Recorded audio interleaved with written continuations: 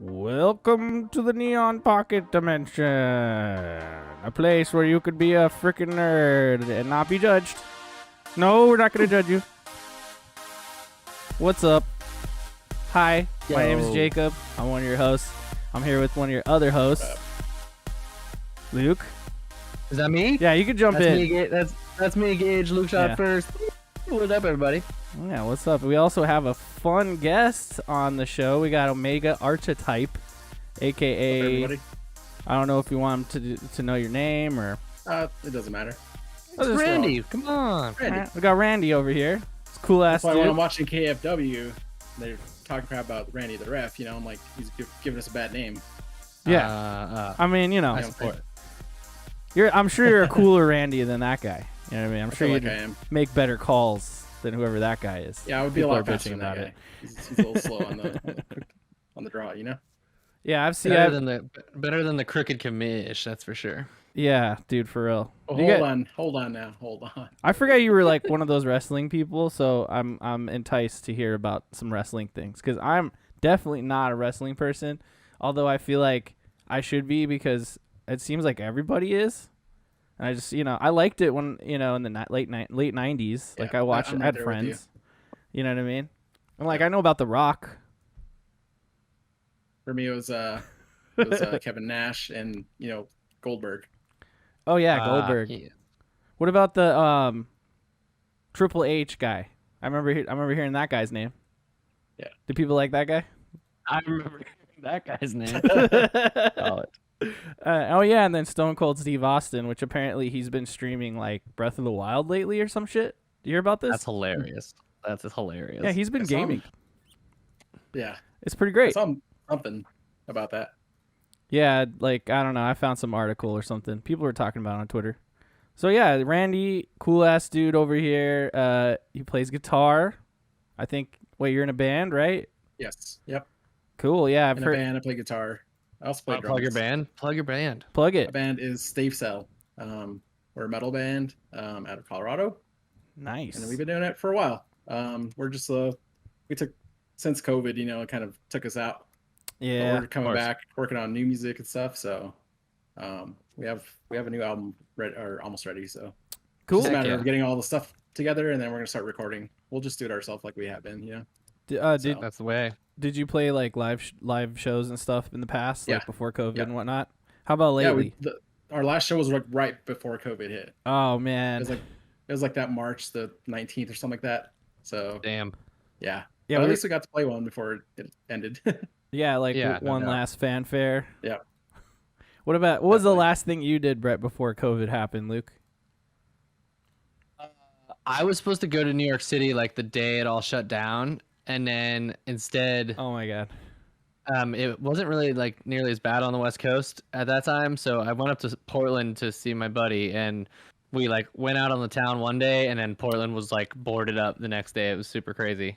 Wow. So that was pretty. Yeah. So I had one day like out and about. We like bar hopped like this one long street in Portland. That's kind of like the Haight Ashbury kind of street version in Portland, and so we hit like every bar on that street, and then literally the next Hell day yeah. it was like ghost town.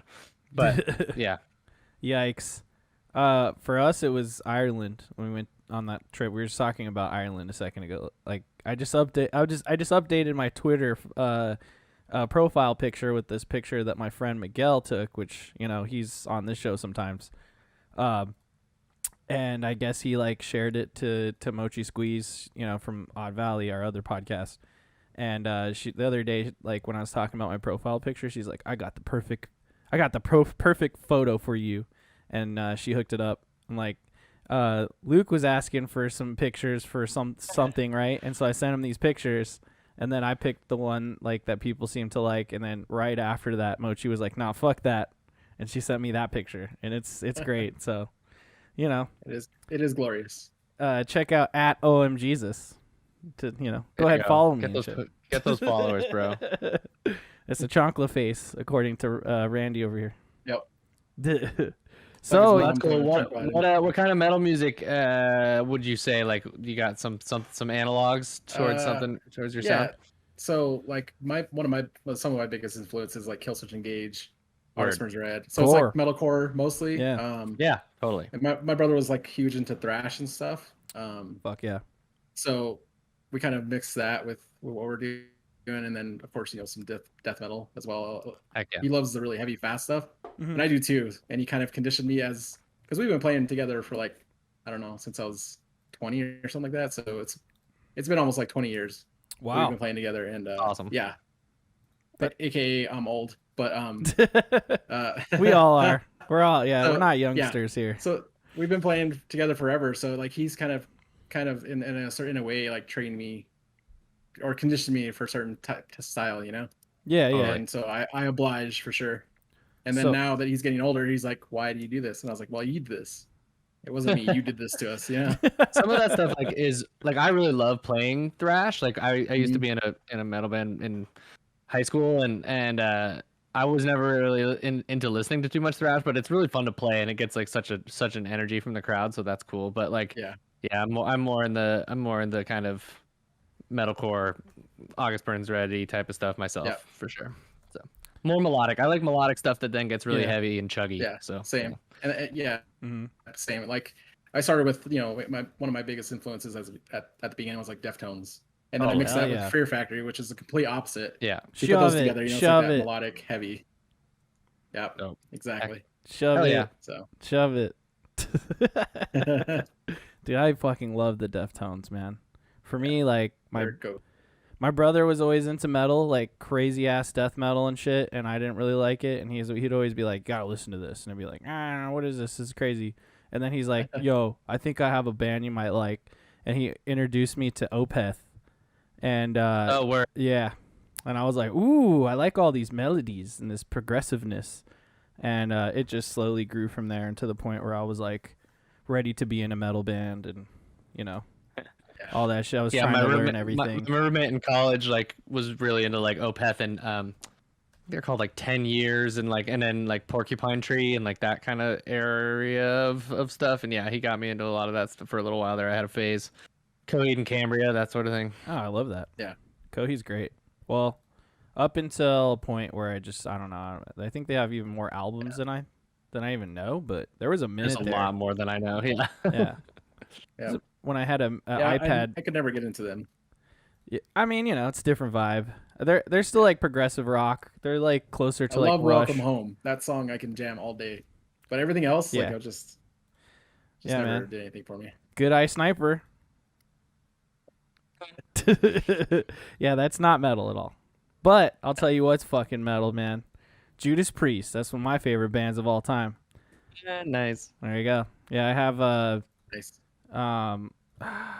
Screaming for Vengeance. I have that vinyl. It's Oh, incredible. rad. Yeah, it's the one that has Helion, Electric Eye.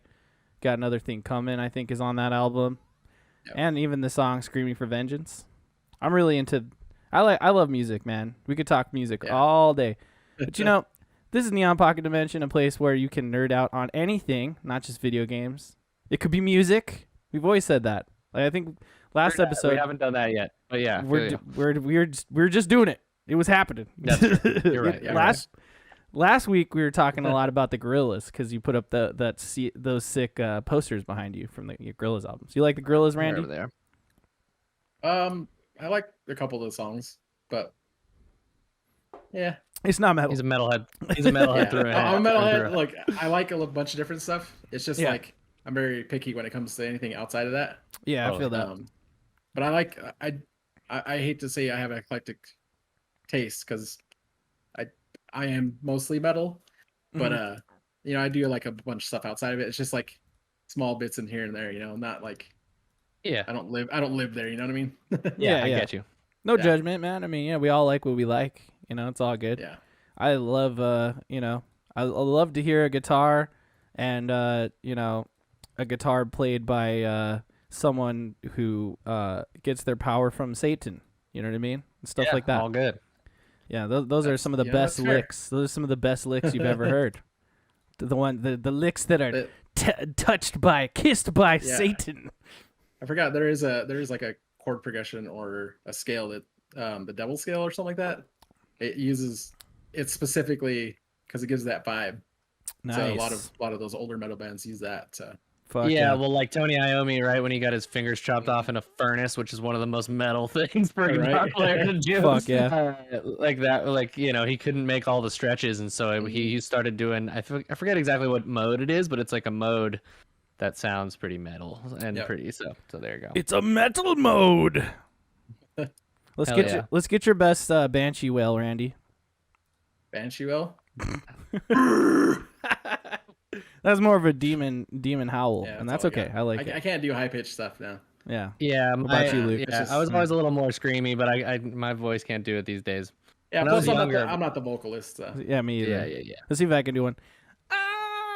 No, that's as high as I can go. That did not That did not register at all. Yeah.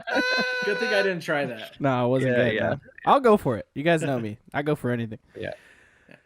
Anyway, this is the show. We're talking about From Software. Eventually, we'll get there. From Software is so metal, so it's totally on brand. It totally is. It's all good. Which, okay, by the way, and I know it's a little premature to ask this kind of question, but I know From Software games, they have epic scores. You know, most of the game is pretty quiet, right? Typically.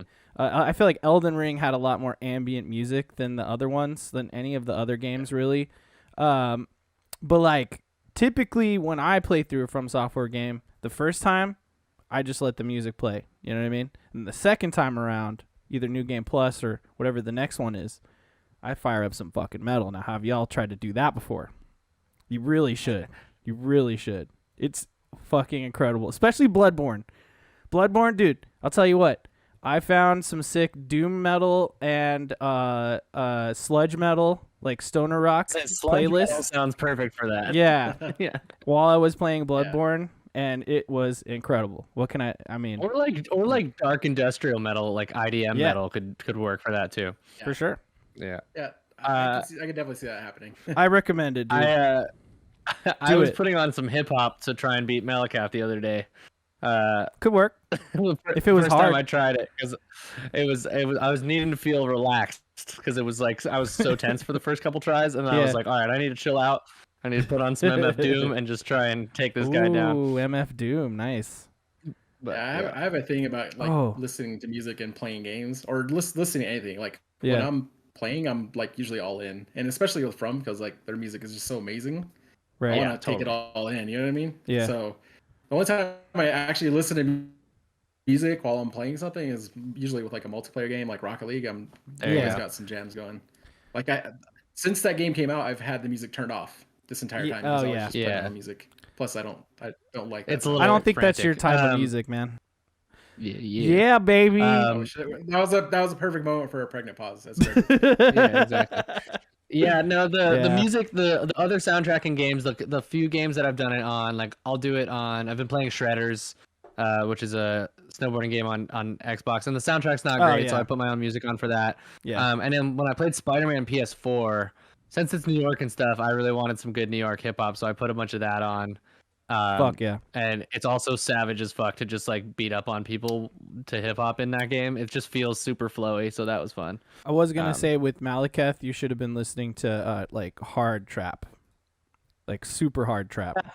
You know what I mean? Like gangster trap about people, shooting people and stuff like that.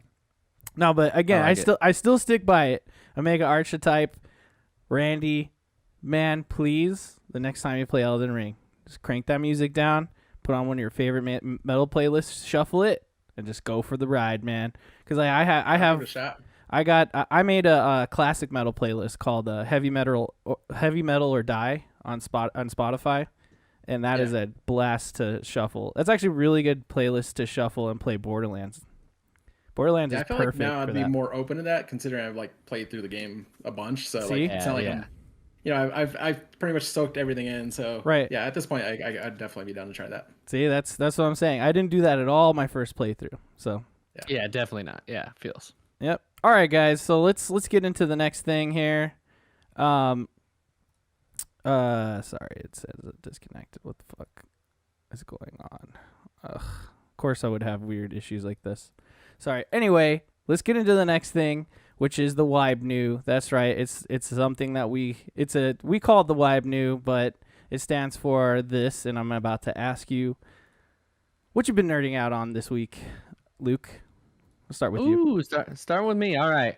I've been nerding out on Ollie Ollie World. 2 games, really. The first one is Ollie Ollie World. It's a small skateboarding game. I want to look up the developer so I can credit them because they're small, and that's cool. Level 7, maybe? Is that what it is? Level 7. I could look it up. I want to. Ollie Ollie World is by Roll 7. That's what it is. Roll 7? What's that? That's the developer. Oh, I see. I thought you were saying level 7, like look up level 7. Oh, it feels. No, it's a great, I'm gonna pull up it's some a great, B-roll. like, if you don't know what it is, it's great, like 2D side-scrolling skateboard game. It's like a skateboard platformer, I would almost call it. Super fast-paced. It's kind of stylish. The art is really cool. It kind of looks like like Toy Machine art, or like if you know anything about skateboards, or like Crooked, like somewhere in those vibes. And it's just really charming. Like there's all these really good, cool characters that you meet in it. Really good character customizer, and the skateboarding itself is just fun and flowy, so it's cool. Sweet. Yeah. I'm gonna pull up some B-roll of it. So like, go for it. I know that you were pulling out your what's it called? You posted Skate a picture wizard. of your skate wizard. So I I got to can pull throw up it. some I can footage throw of it in this the real Discord quick. if you want. I guess this is how you dressed him, huh? Yeah. See, check it out. There you go. Pretty good. What do you think of that? Nice shirt. Yeah, I like I've had that on shirt. my wish list for a while. I just haven't never picked it up. Is it on Yeah. Steam or something? It's I got it on Xbox. It's not on Game Pass, but it's cheap, or I think, and it was just on sale. It was like, I think it's $20. Okay. I hadn't bought a game in a Nice. while, and I was like, let's do it. So Yeah, it looks tight. I've heard a lot about this game. Like when it first came out, especially on Switch, people were playing the shit out of this and talking about it, and I mean, it looked like fun.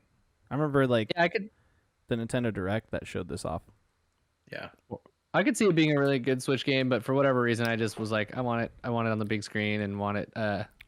It's got a really nice art style, so it probably could translate to the Switch, but it looks really, really crisp, and the frame rate's really awesome on Xbox. So, and it's cool. It's got this big like overworld like you're seeing right now, where there's 5 different like areas for 5 different like kind of, they call them the skate gods, and so you have to like go through and do all these different like types of challenges in each one of them. Like one of them's like about tricks, and one of them's about like grabs, and one of them's about grinds, kind of, and they're all like different.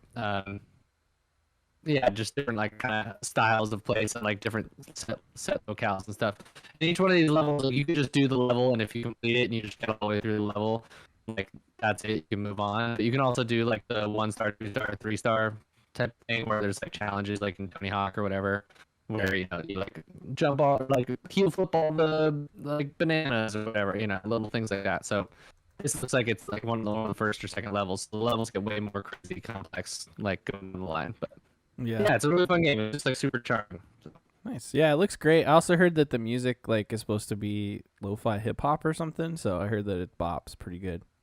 Yeah, it's good. It's kind of like lo-fi hip hop to skate to, something like that. But there's some more like kind of weird music too. It kind of reminds me of ever played Nidhogg 2, that soundtrack kind of style. Nice. Yeah. Cool. Anything else you've been Hell yeah. nerding out on this week, or? Oh, I guess the second game is As Dusk Falls.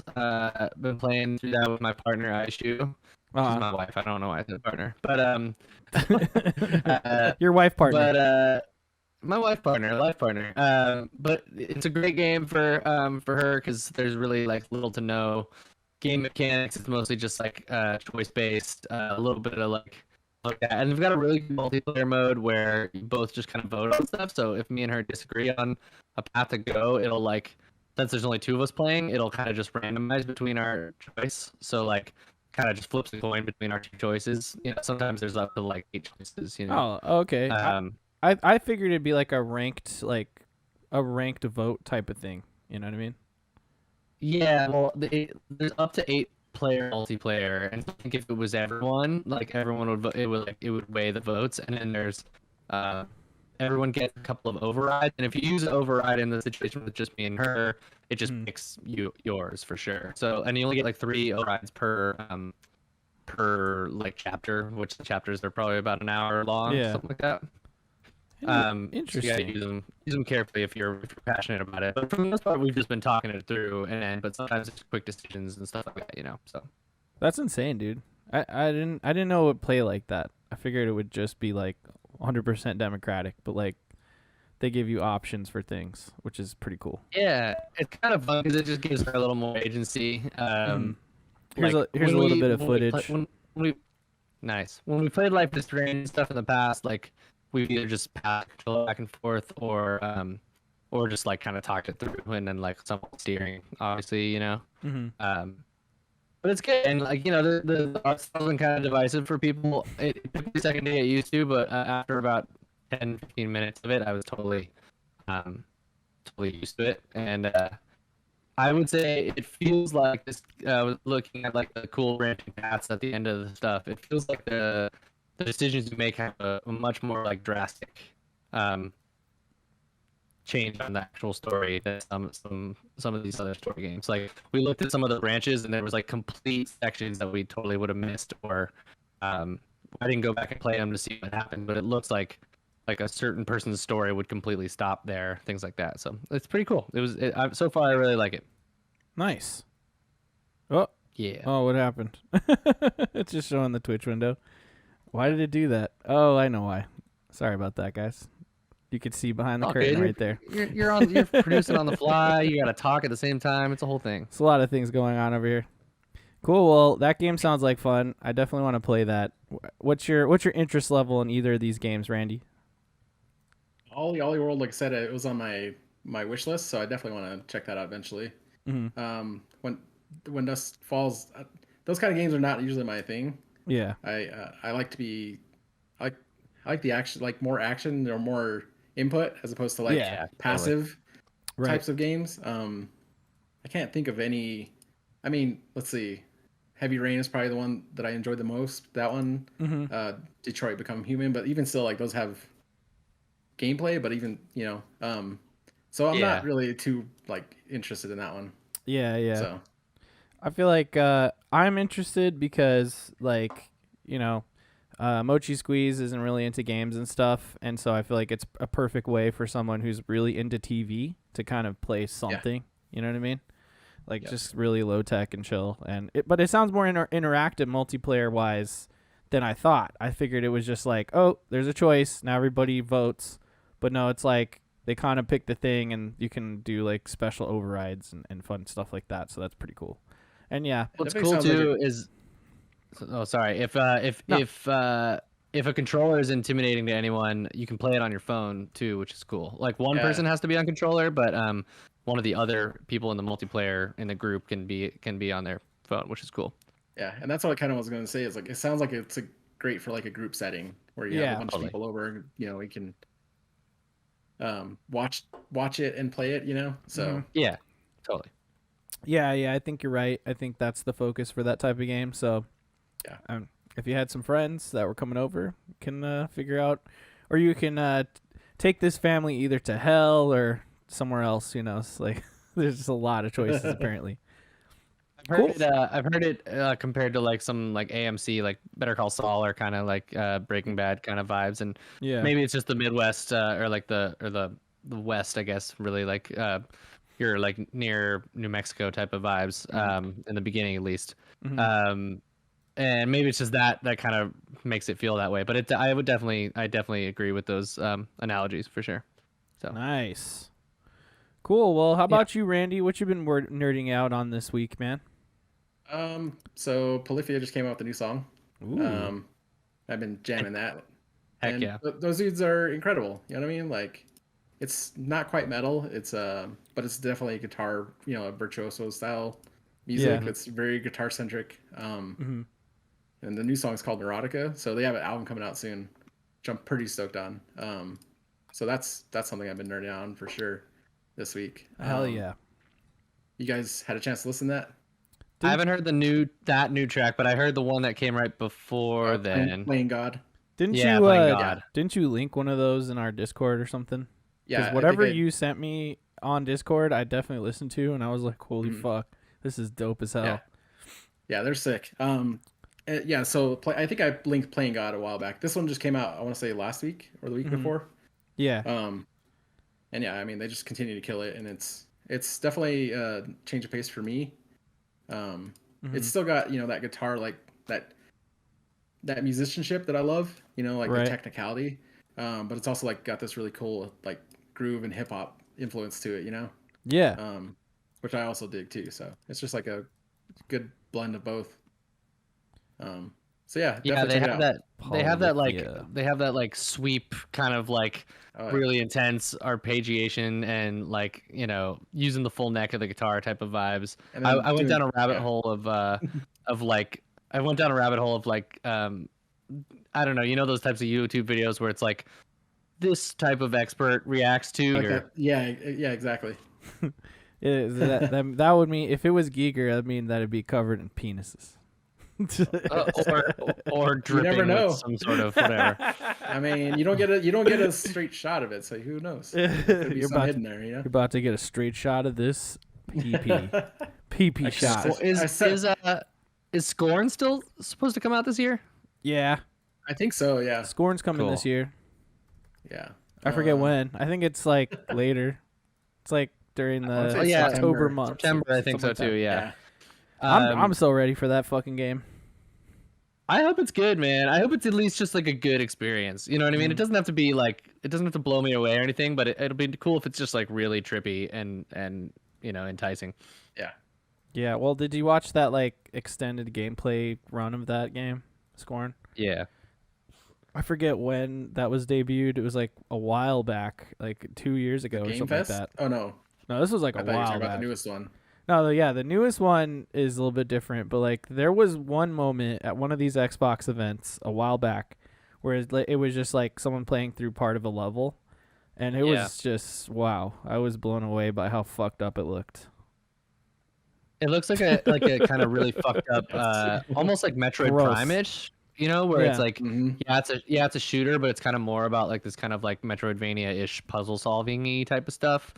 I feel like it's gonna be yeah, I don't know. It could end up being really cool. Like, and I just hope there's some like story wise, like it can be really minimal storytelling, but if I just have some really trippy like what the fuck moments, I'll be really excited. You said Metroid, and you piqued my interest immediately.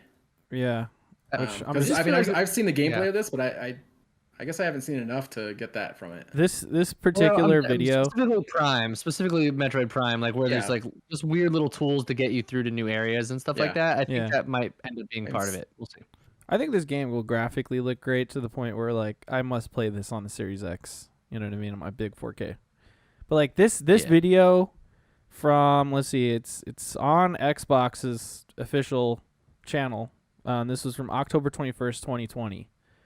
Cool. You know what I mean? But this is 14 minutes of that people just playing Scorn, and I was just like gross. Like the whole time. Gross. It's so gross. I want it. It's so gross. That's pretty gnarly for sure. Yeah, every like weapon is reloaded by like ripping out like weird pustules from like your own body and stuff, and it's like all fucked and up. Stuff disgusting. Trippy. Cool. This is a metal episode so far, guys. I love it. Yeah. Well, we got Randy on, so we got to make it metal as fuck. I'm sorry for my influence. No, don't be sorry at all. That's good. Never be sorry in the Neon Pocket dimension. Appreciate that. Yeah, people. What about you, Jacob? What's your win boo? Oh, Wibnu? Well, what's my so bad? You're always saying Wibnu, which is funny too. Yeah. Which it could be Wibnu, but you're like Winboo. There you go. It sounds like Winco. You guys know about Winco? There's Wincos you got over Winco here. in California. Mm-hmm. They got some Wincos here in Vegas, although they're all in Henderson. And you don't want to be doing that. No, yeah. We don't fuck with Henderson unless we got to. You know what I mean? We're from Las Vegas, not Henderson. It's like literally. The Winco near me is in Eureka, which I also don't fuck with nearly as much. Yeah. So they put them where you don't go. I assume that's like a convenience store or something. It's a grocery store. Grocery chain. Store. Yeah. But it's kind of like a low income, I want to say, grocery store sort of. They got good deals. And you kind of buy ours over here is Save a Lot. Yeah. Matters. Yeah. There you go. Has a catchy name. Save a Lot sounds like something that from Evil Dead. Definitely sounds made up. Hell yeah. So what have I been nerding out on this week? Well, number one, I haven't really played a lot of games, although I was able to get Sea of Thieves session together, and that was fun. And I definitely want to play some more of that game. But the game that I've been playing the most lately, just in the last few days, is this Android Civilization like open source game called Unciv, and it's pretty dope. If you like Civilization, you have Android, and you just want to play like a really like low tech version of Civilization that's sort of based on Civ 5, look for Unciv. Get it on your phone. It's 100% free. And like I like it so much that I was like looking in the app details. I'm like, could I donate or something? But there's like no like paid version or nothing. It's fully free. And right now I'm like currently crushing in the game I've been playing. But I don't know, I'm kind of addicted. Before I was playing Diablo Immortal, which was cool for a while until the point where I just kind of felt like I'm done. Yeah, Diablo Immortal got me to play Diablo 2 instead. I know. I was like, I want to play the superior game. I've been considering buying. I mean, while I was playing Diablo Immortal, I just kept thinking, man, am I gonna buy Diablo 2 Resurrected? It's very possible that I'll be buying that. That's what I've been playing. Yeah. Good times. Yeah, no, I definitely want to get that. And of course I'm excited for Diablo 4 because let's hope for the best there. But what was the other thing? Oh, the other thing I've been nerding out on is we last night Mochi threw on there's a reboot of Saved by the Bell on Peacock, and it's actually really good. You know what I mean? It's like it gets meta. It makes fun of the old show.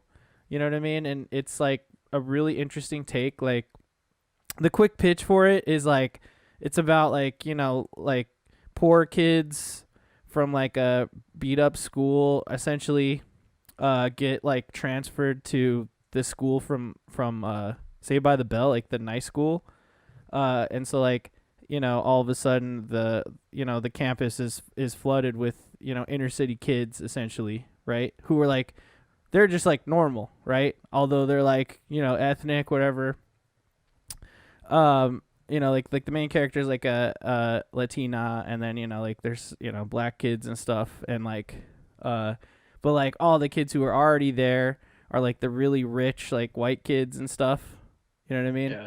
And so like they act like they're on a shitty kids. sitcom, you know what I mean? But then like the real like human beings from like the poor schools show up, and so it's the clash of like cheesy crappy acting and like normal human beings trying to like exist in this world.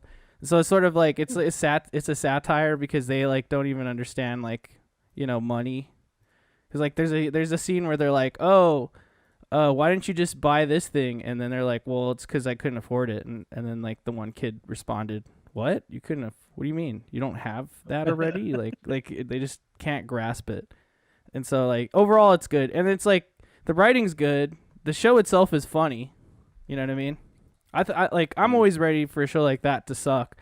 But then Mochi was like, no, trust me, it's good. And when you watch it, you're like, okay, it is good. And it also features a lot of the same actors from like the old show, like as teachers and stuff, like because they're all older, Mario Lopez is on there. Mario, yeah. He's on there as I remember when it was announced and stuff, and I just I was always hesitant, Like anytime they I bring get an that old show like that back. Right. That sounds cool. It's actually good. Like if you happen to have Peacock, I recommend it, because we watched maybe like 5 or 6 episodes last night. I didn't end up playing any video games. I just kind of watched that and then passed out. Nice. Oh, and then the last thing I was nerding out on, which I don't know if this is nerding out on or not, but I went to see Thundercat on Monday. Oh, so now you guys know about Thundercat. rad. Yeah. Nice. Yeah, I called it out. I was jealous. Where'd you see him? There's this venue here in Vegas called Brooklyn Bowl, in where the link is. It's like this little walkway in between 2 casinos. There's like a lot of stuff to do there. I saw Ludacris there. Oh, sweet. Yeah. I've seen a bunch of shows there. It's a great venue. It's really small, you know what I mean? So like Yeah, sometimes it's they're the best though. Yeah, absolutely. That That's intimate show, you know. That's exactly right, dude. And like because it's kind of smaller, even though it's like pretty popular of a venue, the tickets really aren't that bad. So like now we just Yeah, only they're buy good. VIP tickets, you know. And so you get this like top level. You don't have to Yeah. be stuck in the pit. Although I'm sure some That's what we shows. did.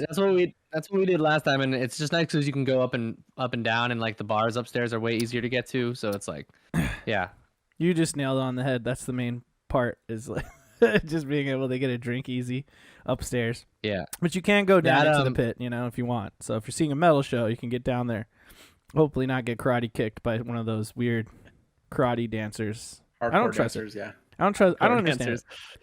Whatever happened to normal, like mosh pit That still happens. etiquette? They both happen at the same time. They both happen at the same time. Yeah. That's so Yeah. confusing. One time, sorry, this is a random tangent, but one time I went to this metal show in Oakland that was one of my favorite things ever. I want to see like a mainstream version of this, but it was a story metal band where it was like their show was like a choose your own adventure show where like Ooh. depending on what certain crowd reactions to certain songs would happen, they would play different songs afterwards. And so but like each song was very much like a story. His voice was kind of maybe a little bit more like a Serge Tankin type of vibe, Okay. where like you could hear all the lyrics kind of thing. And it was pretty great because it would be like, if you want to like take on the demon wolves, like start a circle pit, like that type of shit. It's pretty cool. So It worked really That's well dope in a as small hell. It's like circumstance, but it'd be a interesting to live see it in a big D&D crowd. show kind of thing. Fuck Exactly. It was wild. I have no idea what they were called. It was like a really small show, but it was great. Yeah. Metal D&D.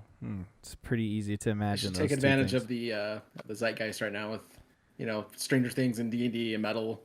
There you go. I know it's big. This is what I was telling Mochi is like, dude, this is a decade where like guitars come back, like rock bands are coming back, Mhm. guaranteed. I already see the trend, but like I have a feeling that metal will kind of see a bump because of that whole Stranger Things thing. And you know, the power of pop culture should not be understated. Really, Yeah, definitely. it's so powerful.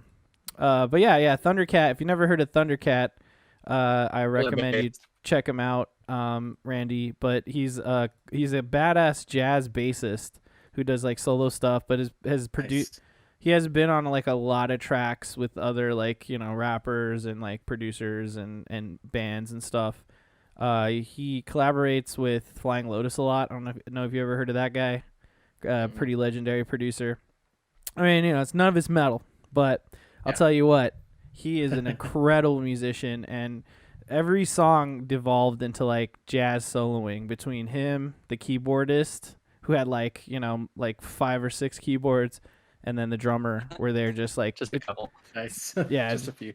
it's just so much of it was just like improv, like jazz, like hardcore, like jazz improvisation, like bass playing, and it is just like incredible shit. But his songs are great on their own too, and like they would play the song and then it would just become like another 5 minutes of soloing, and it was just so intense.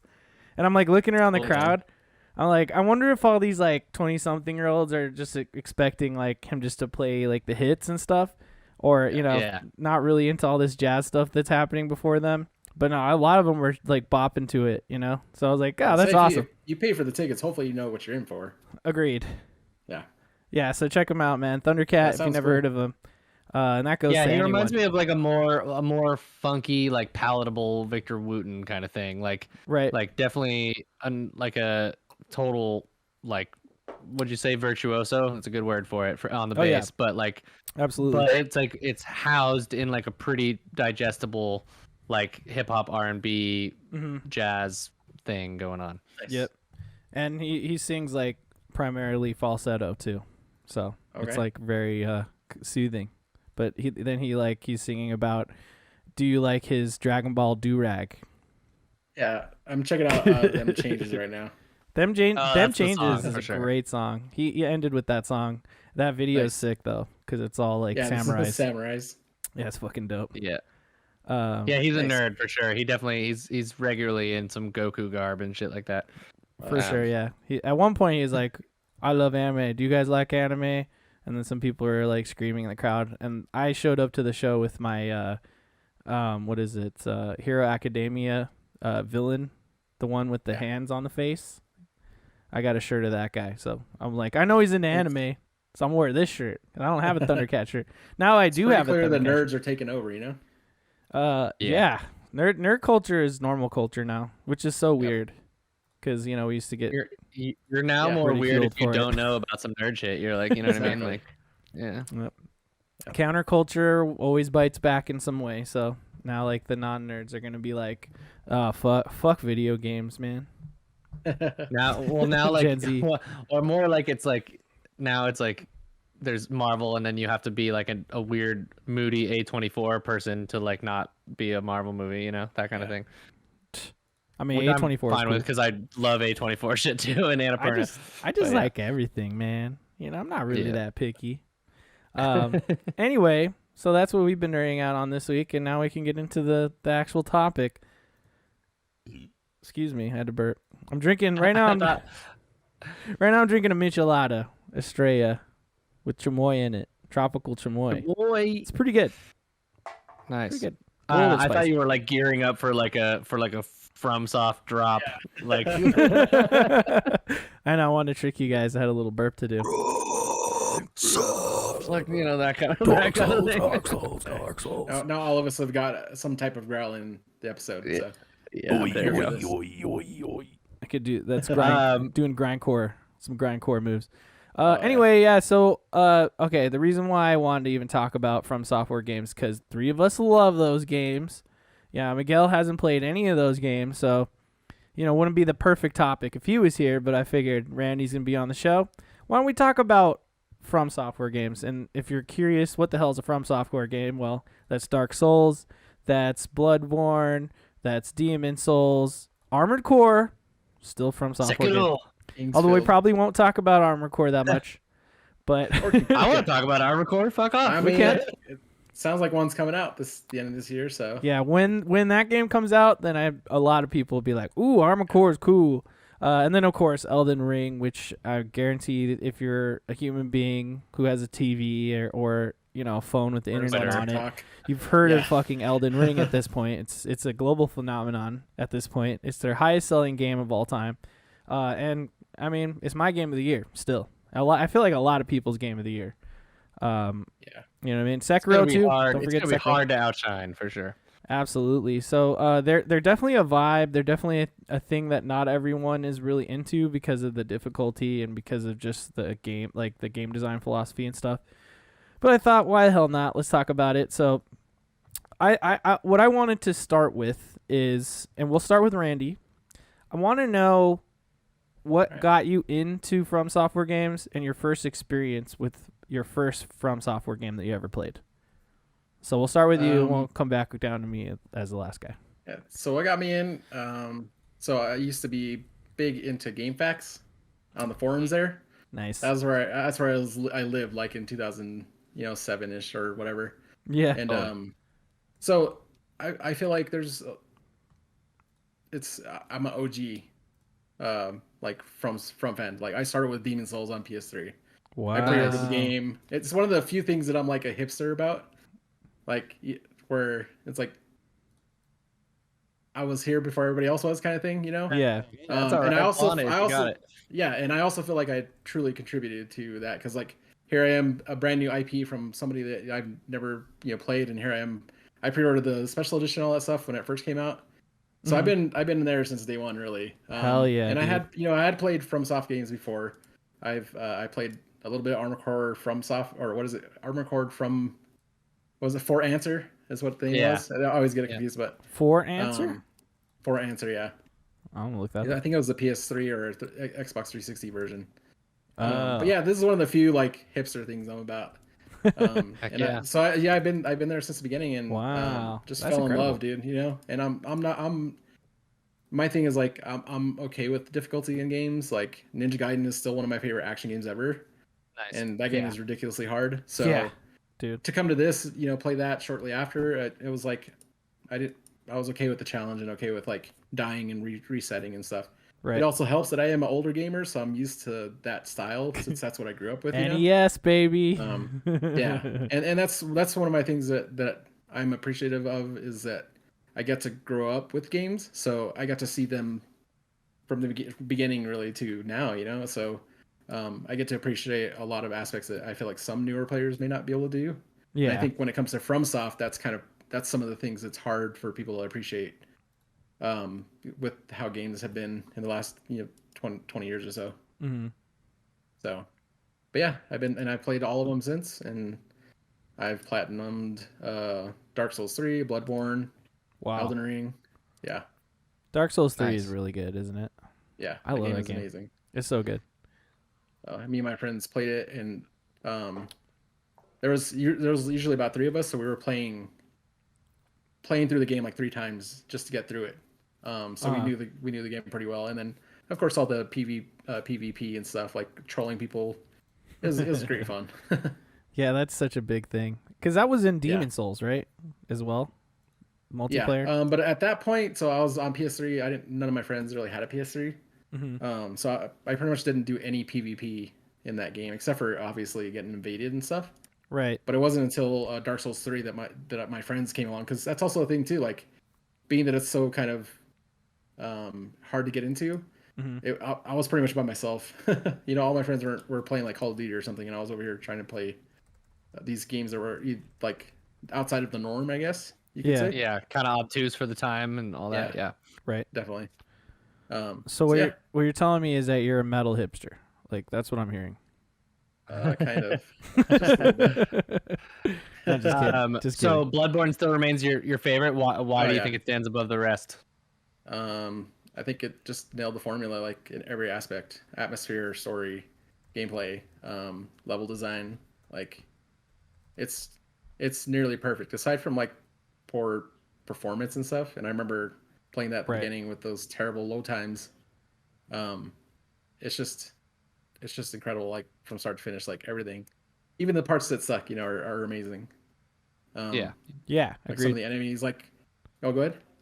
Agreed. Yeah. Keep going. Oh yeah, yep. So like even some of the enemies that suck to fight, like you appreciate them even though they suck to fight, like those totally. whale guys, the whale guys in the DLC. I didn't play the DLC. Yeah. I missed out on that. There's these like gigantic like whale creature, and they will destroy you, and it's not fun, but it's also like rewarding when you kill them, obviously. And that's one of the great things about From is like they put this challenge in front of you, and when you beat it, it's just like it's like nothing else almost. Oh, yeah, especially in agreed. games. Yeah, Yeah. totally. Yeah. And you like it's It's a full experience. It's you having to do it, right? Like it's having to like it there's always like this one kind of rhythm that happens with me where my first couple my first try is just like you usually just get pwned like on something that's completely new, but then occasionally you get kind of like that beginner's luck where like your next 2 tries you like almost do it, and so you're like, oh, this is totally doable. And then you have a couple of really bad ones inherently, like as soon as you start feeling too cocky, like, and then you have to like sit back and be like, okay, what's the actual process here, and what's the phases, and how does this person work, and what am I doing? And then sometimes it's even more like, do I need to adjust something in my build, or like that kind of thing. But then you hit it, and you're like, oh my god, I did it, like I figured it out. And I think that's unique. I think that's one of the reasons why I'm drawn to it, because I mean I feel like it's much like as a musician learning an instrument, there's always a challenge. Like, you're not going to be good at the beginning. You have to get there, and these games allow you to gain experience not from just the game or its systems, but like as a player, you have to get better. It's not just what you can do in the game to get you past that boss or whatever.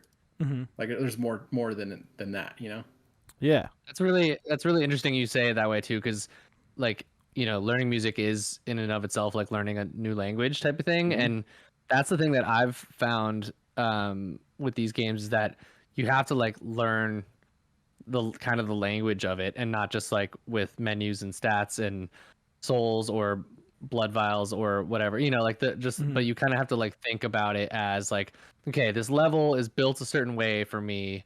Like there's like checkpointing and shortcuts and like kind of stuff it wants you to do around your build and around using the tools and talismans and like all that kind of stuff like is really daunting at first when you first jump into it. Oh yeah. Same way you look at like a guitar or piano and you're like, what do my fingers do, what are scales, like all this stuff. But then by the end of it, it does start to just feel like muscle memory, and like that happens in music too. So that's a really good analogy. That's interesting. Yeah, and that's why I feel like a lot of musicians are drawn to this type of game, because it kind of fulfills the same thing. Like you get the same fulfillment out of it. Maybe not as far as like creating goes, but more like just the technical skill of it. It's very similar. So yeah, and also like when it comes to From games, and I don't mean this in a bad way, but it's like when you played one, you kind of start to understand the cadence of a From game. Just like if you learn one type of guitar, you can jump on another type of guitar and learn just the little. At that point, you're just kind of learning the quirks of that guitar. Like going from acoustic to electric is like jumping from Bloodborne to Dark Souls 3 or something like that. Yeah. You know what I mean? So more music analogies for you. Yeah, sorry. That's what I'm gonna bring. I apologize again. Sorry. You don't gotta be sorry. What about because I'm apologizing. Look at that. Don't apologize. Don't apologize in this dimension. Damn it. What about you, Jacob? What first got you into what was your first experience with FromSoft? Well, here's the thing about From Software. Okay. Now, number one, I'm 35. Right. I grew up with an NES. I grew up playing hard ass games and getting mad. Like the old Ninja Turtles game for NES, which is fucking impossible to beat. I still have yet to go back and try to beat that one day on an emulator or something. I might do that in the future on a stream or something. Who knows? Oh, Bunga Collection comes out. There you go. I'll just buy that shit. It'll be on there. Perfect. Yeah, I'll get that for I don't know, maybe PC. But anyway, point is, I'm used to playing games that are too hard. All right, but the thing is, like, I don't know, when I first heard about the Dark Souls games, like the idea turned me off, where I was like, no, that's stupid. I'm not really into it. You know what I mean? I'm like, why would I want to like lose progress? Like it's hard enough to play a game like World of Warcraft or Diablo, and like you gotta play this game for like forever, to level up and stuff. And like I remember playing Final Fantasy 11 and leveling down in that game, and like how bad did that fucking feel? It felt like shit. You know what I mean? I hate that. I fucking hate that is what I was thinking, Wait, you leveled down in that game? You can level down in Final Fantasy 11. I don't know about 14. But yeah, like if you died, every time you die, you lose experience. And like you can, if your experience goes under a certain point, the threshold of that particular level, you level down. And there's even like a thing that pops up. It says level down, and you feel like a little bitch. And that's the thing. When I play video games, like like they make me angry sometimes, like certain games, you know what I mean? And I'm like, well, why am I going to force myself to be angry? And so then cut to years and years and years and years later. And like, this is back from the day when, not proud of it, but I was a poor motherfucker and I want to play games. So I would pirate PC games all the time. And so like Dark Souls 2 was the first Souls game I had ever played because I had some pirated copy. I didn't understand what was going on. I was like, what? I gotta like every level up's just putting 1 point into a stat. Like this is really dumb. But then I played more and more of it, and I was like, okay, this is all right, I guess, right? Later on, I came back, played even more of it, and I got to the point where I don't really remember because I haven't really played through 2. I kind of need to go back and do that. But I got to the point where you're like in this underground area, and there's like these weird like enemies that like crawl, and there's a lot of guys with like torches, and you go up and you go down. I think there's a poison swamp down there or something. And that it was just, I don't know, I just got to the point where I was just like over it, and then it wasn't until I think Dark Souls, I'm trying to remember the first one that like really sucked me in. It might have been Sekiro, honestly, but definitely I got Dark Souls 1 for the Nintendo Switch, because like when Dark Souls Remastered came out, I was like, okay, yeah, Dark Souls Remastered. Fuck it. You know what? Everybody talks about these Dark Souls games. I played some of 2. I could just say, screw it. I'll just start with the very first game and like really play it, And on Switch, it's perfect because I'm like, well, I play it, my Switch like primarily handheld. So I'm like, dude, think about it, right? If I die, doesn't matter. I'm anywhere. I could be on the toilet dying. Well, whatever. It's not like I'm like wasting time in front of a Fun TV philosophy. or I'm stuck somewhere. I'm like, Miyazaki planned that entirely. So I was just like, why not play it? And so then that was it, dude. That really sucked me in. Like for sure that game. But I think that the game where I really got like I got all the way to the end and really super got sucked in was Sekiro, which I'll always like recommend that game to people who like, oh, maybe I want to play Elden Ring. I'm like, well, if you can get Sekiro on a sale or something, start with Sekiro, because like Sekiro takes the formula of From Software games and breaks it down into like an action stealth game essentially.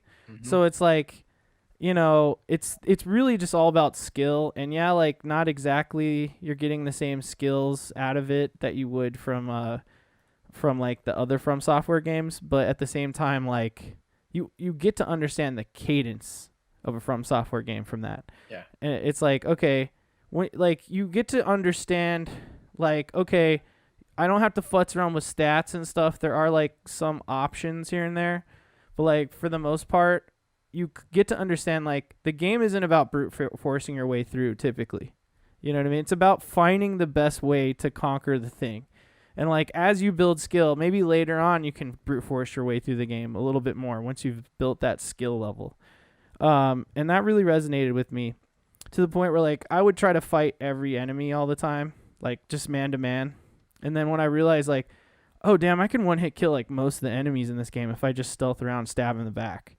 Right? And then that's it. That's that Miyazaki fucking thought where it's like, well, I'm going to make this game really hard, but guess what? You could be cheap. And that's the game, right?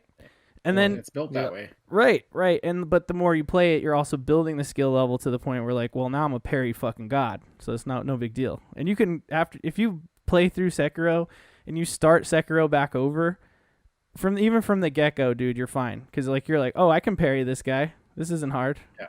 I've gone through this whole game and parried like all these bosses and shit. Like, no big deal. And then when you want yeah, you played Sekiro, you want more from games. Well, you already kind of have the feeling for like, okay, enemies don't just like attack outright. Like they delay their attacks or they do this, and you want to dodge at the right time or parry at the right time. Like you understand those things. Then you can jump into like Dark Souls Remastered or Dark Souls 3 or obviously Elden Ring at this point, where it's like now you're taking the same philosophy of like the style of game or the philosophy of game design from Miyazaki, but now you're like putting points into stats and working with builds and like equipment and stuff like that. It gives a good foundation for their gameplay systems, I think that's. I gotta try it out. It's I think it's next on my list because I have not yet played it. Just so it's going to be difficult as somebody who's just came off like Elden Ring to go to Sekiro. You have to go through with a different mindset. Yeah. Mm-hmm. True. And that's what Jacob's talking about is like the blocking and stuff. You can't. It's not necessarily about positioning where like the other games are. It's more about like literally standing your ground and facing off with that person or that enemy. Yeah. It's all about the parry timing. Off Elden Ring. Don't panic. Off Elden Ring like all about parrying and stuff, and then I quickly moved into like a much more like kind of agile character and stopped doing that. Mm-hmm. And it ended up with like a blood build sort of, but not the katanas, but anyway, so yeah, it'll be interesting to go. But so that game, you have a lot of mobility in that game, right? There's like isn't there like a grapple hook and things like that? Yeah, it's like L1 or LB or something, like whatever controller you're using. Yeah. Does that let you kind of like? Does that really change the dynamic of like your ability to approach enemies and stuff, or even like the level design? Is it a lot more verticality? I mean, yeah, a lot more verticality. Yep. You're hitting the nail on the head with everything there. Not to mention like escaping fights is easy a lot of times and use in fights for positioning. Exactly. Yeah, like there's this one part in like that, how you do that bell thing and you end up in like kind of a memory, but you're like playing through the past. Yeah. Hirata Estate. Yeah, thank you. Hirata Estate. Which is that whole section is incredible. Spoilers, whatever. It's not really a huge spoiler. It's just kind of It's really vaguely early in the mention game, things. so. Pretty early, yeah. Yeah. But there is a I know what you're talking section. about, so it's fine. Right. There is a section in that estate where there's like a big, like almost like a watchtower here. There's a lot of like this grass underneath it, and there's like a big ass dude wandering. I think there's like 2 or 3 big ass dudes like wandering around, and smaller dudes, like just sort of everywhere. And so like Yeah. you want to just run in there. Well, motherfucker, you're gonna get attacked by all sorts of dudes. So you like, not only are you using like the tall grass to like duck down and be invisible, you can get backstabs. You know, like essentially you're like picking the people off one by one. But like there's also a ton of grapple points. There's like a tree that's sort of growing sideways, and then as well as the tower itself and like other trees and stuff. Or if you get into these fights with a lot of dudes, you can just start grappling like you're here, you grapple the hell out, dude, and you're just in a whole other spot. Or you can grapple over them, and then now you're behind them and stuff like that. Yeah, so you have that a sounds lot of awesome. mobility.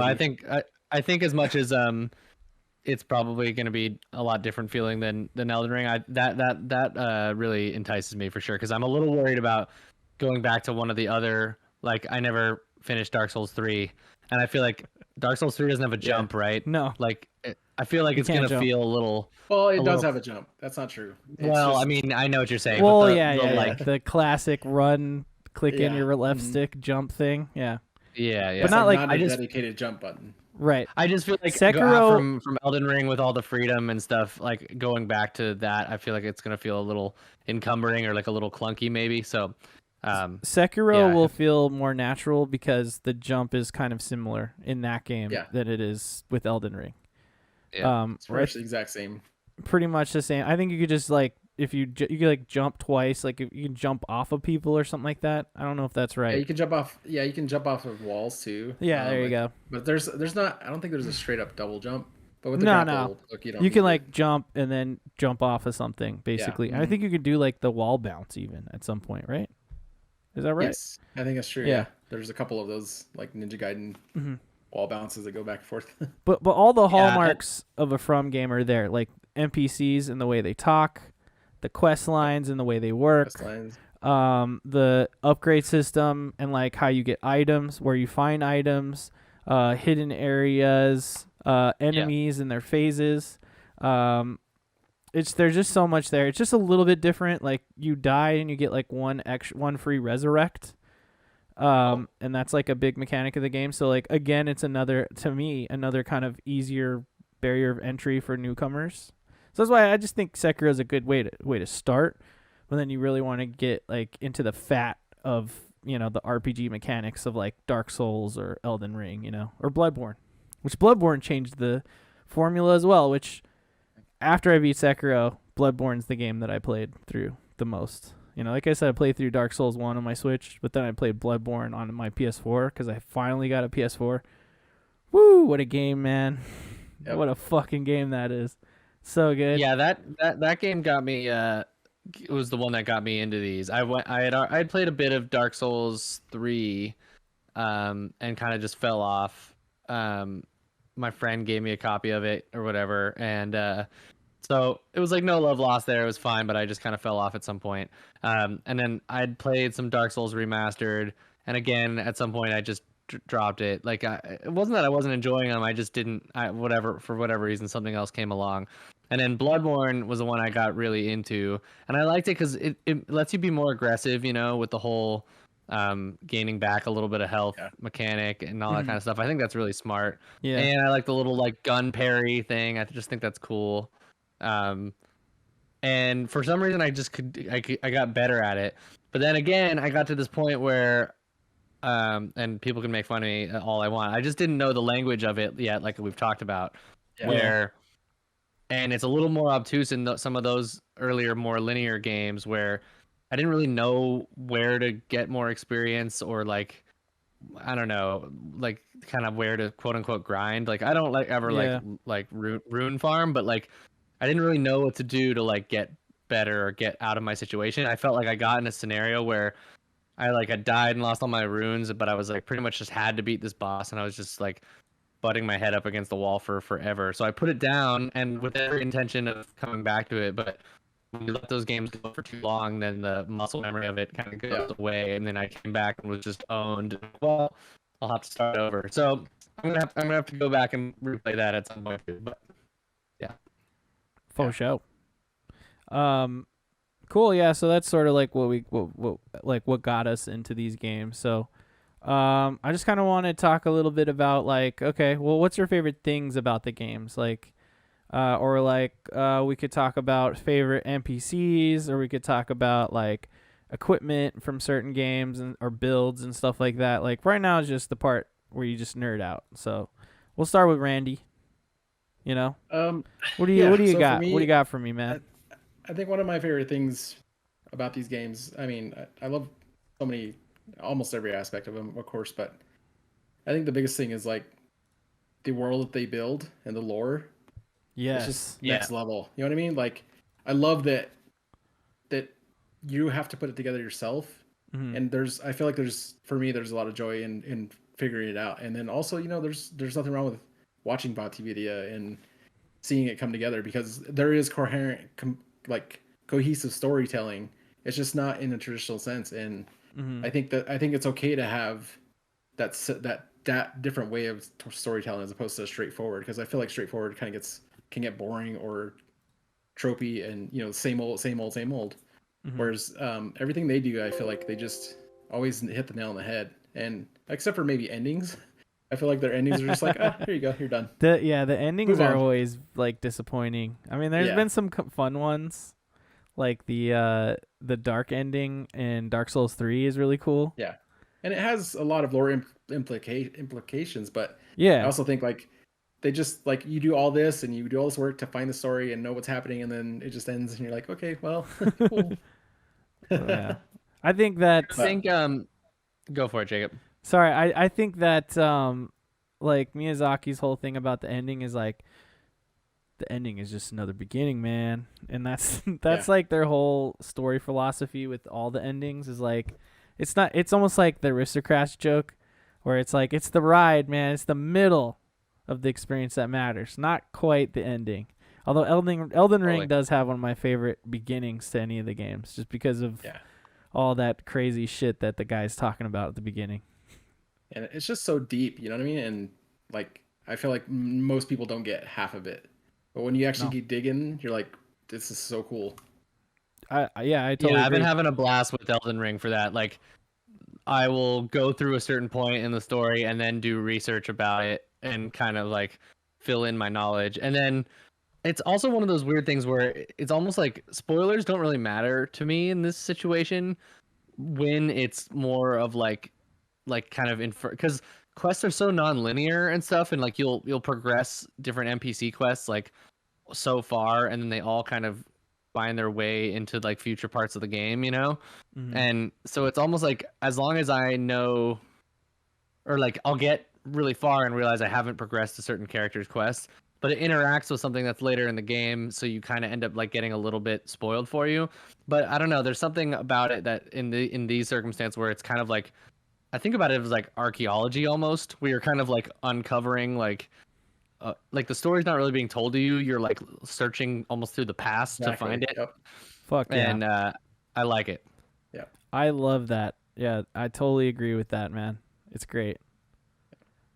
Or like, even just like finding a weapon and reading the description on it and being like, what the fuck? Like, but then later you see like there's one, I'm trying to think of what it's called, but I'm not gonna remember. But there's one blade that like looks like a specific like church, right? Or like a church steeple, and then like you realize that like the people who carry it are like banished like priests from this one thing, and you're like, oh, that's so fucking right, like I don't know, it's just everything's connected and it has like a purpose, like even if it's something small, but like you're saying.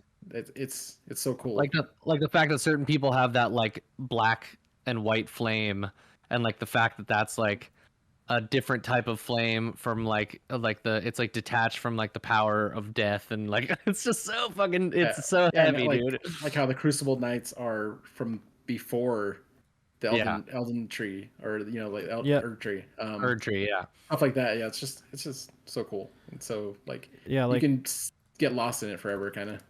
The Godskin apostles and stuff. like that whole godskin thing, and then you find those weird. This is Elden Ring stuff. You find those weird witches or whatever, those weird girls dancing in the north area, and then you realize that like they're the ones who are getting the skin to the godskin people. So like you know that when you show up to one of the there's the windmill areas and they're all dancing around a fire, you realize the fire is actually a burning corpse and they all pull out knives, and that's because they want to skin you to offer to the godskin people and shit, and like just in all that story you gather just from like all of the godskin items you get, and just from like context clues of the game of like what I just explained, stuff like that. You know what I mean? It's fucking crazy. That's why it's one of the reasons I love Bloodborne so much. Is because me too. Of, like, the story, and it's just, dude, it's just. Oh my god, it's so cool. But I'm just gonna gush about it all the time. Dude. It's funny you bring up Bloodborne for that, because like one of my favorite things in the world was after playing Bloodborne, going to the Bloodborne subreddit and just like reading random like posts where people are talking about lore stuff. And there's just so much stuff like I would be like learning over the years just by like browsing Reddit and seeing, hey, actually, what if amygdala this? And oh, hold on, you know, this person's armor kind of looks like this. Do you think that it's possible that they were from like Old Yarnum or something like that? And you just read people's like just their whole long conversations in the Reddit comments, and I'm just reading it like, holy fuck, dude, this is blowing my mind right now. Like Bloodborne, one of the. Go for it. Oh no! Just thanks to Fextra Life for everything they've done. Like, because like you know, while you guys do the VatiVidya, and I've done VatiVidya videos, like I love watching them and stuff. Like I end up getting into whole pits in Fextra Life, just reading about like specific items and like seeing the comments on there and like how everything kind of relates to it. And like they'll put like paragraphs just saying like, oh well, it's theorized that this maybe could be it, or it could be this because of that reason. And you know you're up to, it's like 3 a.m. and you're just reading Fextra Life for like hours all drunk. Yep. Well, it's funny, two things, but with Bloodborne, the thing that got me the most about that game, even though I haven't beat it all the way, is just the level design is so crazy. Like you'll constantly, I mean, Elden Ring's a different kind of theory of level design because it's open world and it's got these kind of like microcosms of this within it. But I just remember like certain points in Bloodborne where you look back from a certain vista and you're like, oh, I'm here. Like I see like Old Yarnum or pieces of this one tower, it like wrapped around itself, and like you just find it's crazy. Like the sewers and stuff like that are like actually underneath some other spot that you never even realize. It's crazy. Yeah, and one of the best parts is like you can, especially like at the early on the part of the game, you're like, I see that, can I go there? And then sure enough, you eventually go there. Yep. And it's the coolest thing. Like, and it's different than like a Skyrim open world, like, oh, let's see that mountain, you can go to it. It's more like this twisted maze that eventually you're somehow going to end up on top. It's like kind of like an MC Escher painting that ends up working. Yeah, or you see like a set of stairs and you're like, okay, that's how I get to that point. Little did you know, you go from underneath the entire tower and then you come up from the top and then go down from those stairs. Yeah. Just they're insane, dude. They're masters of their craft for sure. Totally. Yeah, in particular, I have a question for you guys. What do you think? Do you think that there will be Elden Ring DLC, and then B, what do you think it will be, or where would it be? Yes. Can we just answer yes? There will be Elden Ring DLC. Yes, I mean, 100%. There's going to be, right? There's got to be. Without question. Absolutely. Number 2, go ahead. What do you think? You answer first, Randy. You might have a better idea than me. There's so many things they could explore. I could see them exploring those who live in death more. Yep. Like the Godwin thing. Like maybe you know how you get teleported into his dream. Maybe it's expansion on that. Nice. Like the I can see them deathbed stuff. Yeah, or I could see them also going further into the Mikola storyline. Like, do you find him? He's trapped. Moog has him. Yeah. And he's trapped, and he's not necessarily dead. You don't know if he's bleeding. He comes like when you touch him, he's bleeding. So a lot of people are thinking that's going to be something, but he does move, right? Sense. Like in the cutscene, it's like his arm falls down. Yep. His arm goes like I was gonna say I could either see like location wise, there's two things. Obviously, they could extend the underworld area because that's pretty limitless as far as like actual space to go find. Yeah. Um, but I was also thinking, have you guys, has anyone? I've kind of searched around the internet. There's a couple different coliseums. Yes. There's one near the capital city. There's one like kind of in, I think it's in Lindell. There's one in Caleb. Yeah, And there's then one in Caleb. Caleb with the jar in front of it, right? It's the only one where actual fighting occurs, pretty much. Well, there's an invader at one of them too, but like actual crazy fighting happens at only one of them. Just in front of them, right? Like not even always in right? front like, of it. Yeah. Yeah. So I think there's got to be something there, and someone hypothesized on some content. It might have been kind of funny, something or other, but I would love if there was. And FromSoft, I don't think has ever done anything like before, but it would be cool if there was a boss rush mode. I would love boss to rush just, mode. Like, go kind of like a remember like the Zelda. Oh really? Yeah. You remember in Breath of the Wild the DLC that came out? I think it was like the Master Challenge or whatever, like where you start from. Yeah. It's kind of like a roguelike where you just like go as far as you can against stuff. Like it'd be crazy to do that, like starting with bosses. Don't you start with a stick in that? Yeah. You just start with the stick and like no clothes, like you're naked with the stick, and you have to make it through this like, almost like you said roguelike, right? It's basically what it was. Yeah. But it'd be cool if the boss drops their gear and you could just like. I mean, I don't think they'll do that. That's not very FromSoft sounding. But it'd be cool if like. Yeah. Okay, now I can use the eventually, and then eventually to fight Melania, and you're just gonna die again. Yeah, because we can't forget to mention how amazing like the combat is. Like, all these other things like the combat, it hits pretty much everything you can think of. Like, it's all about tactics and positioning and your strength of your weapon and all that stuff. And I think what's cool about it too is like it gives you so much options. And they're almost all effective. Yeah. You can play however you want, pretty much. Well, technically, they're all effective. Some just take longer than others. They're just not optimal, I guess, is the word. But like optimal, yeah, totally effective. Like you can. I mean, I don't think you could do an unarmed character ever, though. I'm not sure. You could do a fist character. I think there's even a charm where it gives you. You get higher strength on it without equipped weapon or something like that. And it may not be in Elden Ring, I don't remember, but I think there is. And I know the older ones, like Dark Souls 1 and 2 and 3, they all had that option. Yeah, I just didn't know about it in Elden Ring specifically, but yeah. Yeah, I think so. It's not unarmed, but there are just like glove guys. Those. Yeah, that's what you just punch. Yeah, I know there's. But if you wanted to do an unarmed build, you totally could. It probably just wouldn't be as optimal or effective, like you're saying. It would take forever. And you could still put you could put something in your left hand, and then put an Ash of War on it and do something trippy there, probably. Yeah, I don't know. I mean, stomp or something. You could always You could dual wield shields. Shields do damage. The tower build is crazy. Yeah. So cool. Tower build is what I did. Well, at least heavy armor build with big ass shield. Like mad poise. Nice. That was mine. I was mad poise with mad strength. That was such a fun build. That's what I usually go, is just like beastly hulking warrior of destruction. Go ahead and try to hit me. And watch your attacks bounce off. Fool. I'm all about speed. Oh, the Flash. Yep. Nice, dude. Yeah.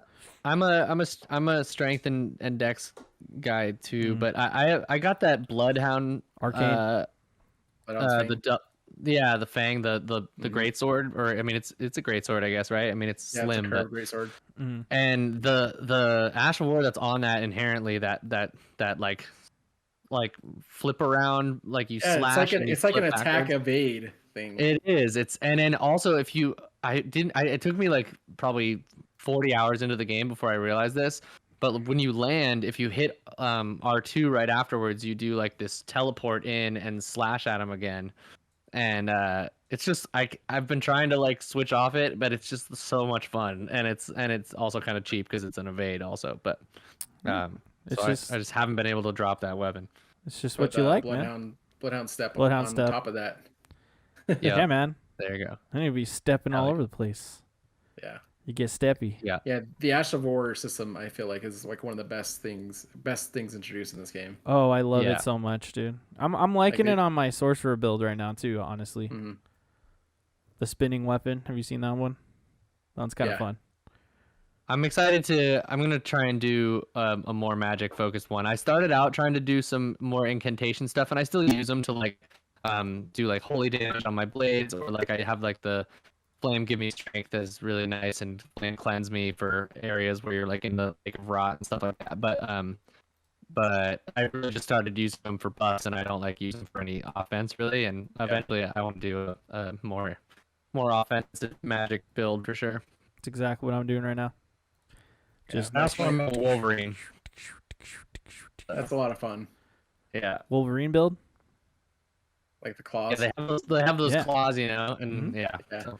That's a blood The only build. thing, like, yeah, it would definitely be a blood build. The only problem with that is like, man, my third character I decided to try a dagger build, and it's amazing because how fast it attacks. But dude, I don't know how many times I struck and then they would just step away, and then I would completely miss them, and it was really frustrating. Yeah. So, Totally. so I switched away from that because I was like, man, they just evade just by taking a back step, and I can't hit them anymore because of how short the range is. It's nice It's a having lot range. of mobile enemies in this game, you know. Yeah. Like, Yep. I guess that's why you have a horse, right? Yep. Or you can Yeah. always have like a secondary weapon, you know. Yeah. That's Yeah. true. Well, that's a good thing about running the like a sorcerer build like this is like I'm staying light armor the whole time, barely bumping up the endurance, so like I know I can hold on to like a couple extra things. Whereas on my warrior character, I just had is like literally I was min maxing my weight at all times, Mm-hmm. So I'm like gotta pick the right shield, gotta pick the right weapon, and that's that. Fully, de-equip things if I want to do like a dual weapon build or whatever. This guy, I'm just like, man, I can hold a torch, I can have a shield, I can have 2 weapons, and I could have my staff or whatever the fuck. I'm like, man, I'm rolling in the weapons. I feel like Batman. All the space. Yeah, utility belt over here. Yeah, I would say like the combat, one of my favorite things about From Software games, definitely the combat. It's just the flow. I think it's the flow of the game. I just get in like, a flow state where I'm just playing and nothing could stop me. And I'm just moving and I'm just killing everything in sight one by one and just don't stop moving, kill, level up, go in menus here and there, but just keep on moving, And I don't know, it's like, to me, it's the flow of the game design, as well as like you guys mentioned this before, but like Elden Ring, not so much with this, although like, of course, the map is great. The open world is designed like very, very well. And then of course, like this is also true within some of the legacy dungeons. Stormvale Castle, is a big hallmark of like the old game design philosophy from before.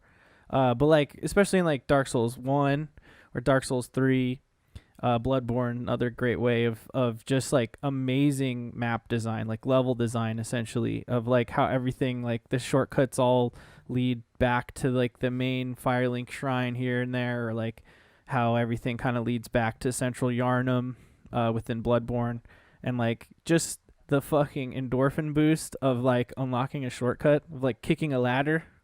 You know what I mean? Or opening a locked door. Oh, man. I love that shit. Thank goodness. I'm just safe for a second now. You're like, oh, that's the door. I've been wondering about that closed door for like a long time. I finally opened that bitch. Or like, oh, I know why you can't open that door, because that door is closed when you jump down and that one guy spawns in over at the table. Was that tabletop place? What the fuck is it called? Round table hold. Thank you. Tabletop Tabletop hold. Gonna play some D&D on that. Yeah. Round table. I got D&D. I on mean, the it brain. does look like a good D&D table. Yeah. As big. One thing that I like though that is like kind of a similar vibe to that, but different in Elden Ring for sure, is just like the different vibes that you get in the different spaces. Like I remember like coming into Liurnia of the Lakes and like like it just feeling so depressing for a little while, and me just being like, this place is depressing. And then But then you get into Caelid and you're like, oh my god, this is a hellscape. depressing, yeah. This is like scary. Jesus Christ. But See, then I didn't feel depressed when I went to Liturnia. I was like, man, this is beautiful. Like, it was beautiful, like but it's the- gloomy, the swampiness of it. I don't know, yeah, I can understand. Yeah, I just like staring, like with the mist and everything, like staring at Raya Lucario in the Raya Yeah. Lucaria in the distance. You're like, look at that misty, like sick ass academy in the distance with the moon, Hogwarts. Yeah, the moon totally. behind it and shit. Like just so many cool moments and like that in Elden Ring, and like that's actually something. Even in the old games that weren't open world, they always got like, even if the graphics weren't like, oh, the greatest graphics in all gaming, they got fucking environments down so well, and like just shots of things like you could tell Miyazaki spent a lot of time looking at like fucking fantasy artwork and just go like, like stoned or something. We do, yeah. And just going like, man, that sick ass picture of the moon with the castle in front of it right there, dude. yeah. I was gonna say like one of the best examples of that is like the moon in Bloodborne. As it throughout the whole game, it changes, but it's always like it's always in your face, but it's just an incredible sight every time, no matter what. And yeah, I love it. Spoilers, there's 2 moons, right? Because there's there's Bloodborne.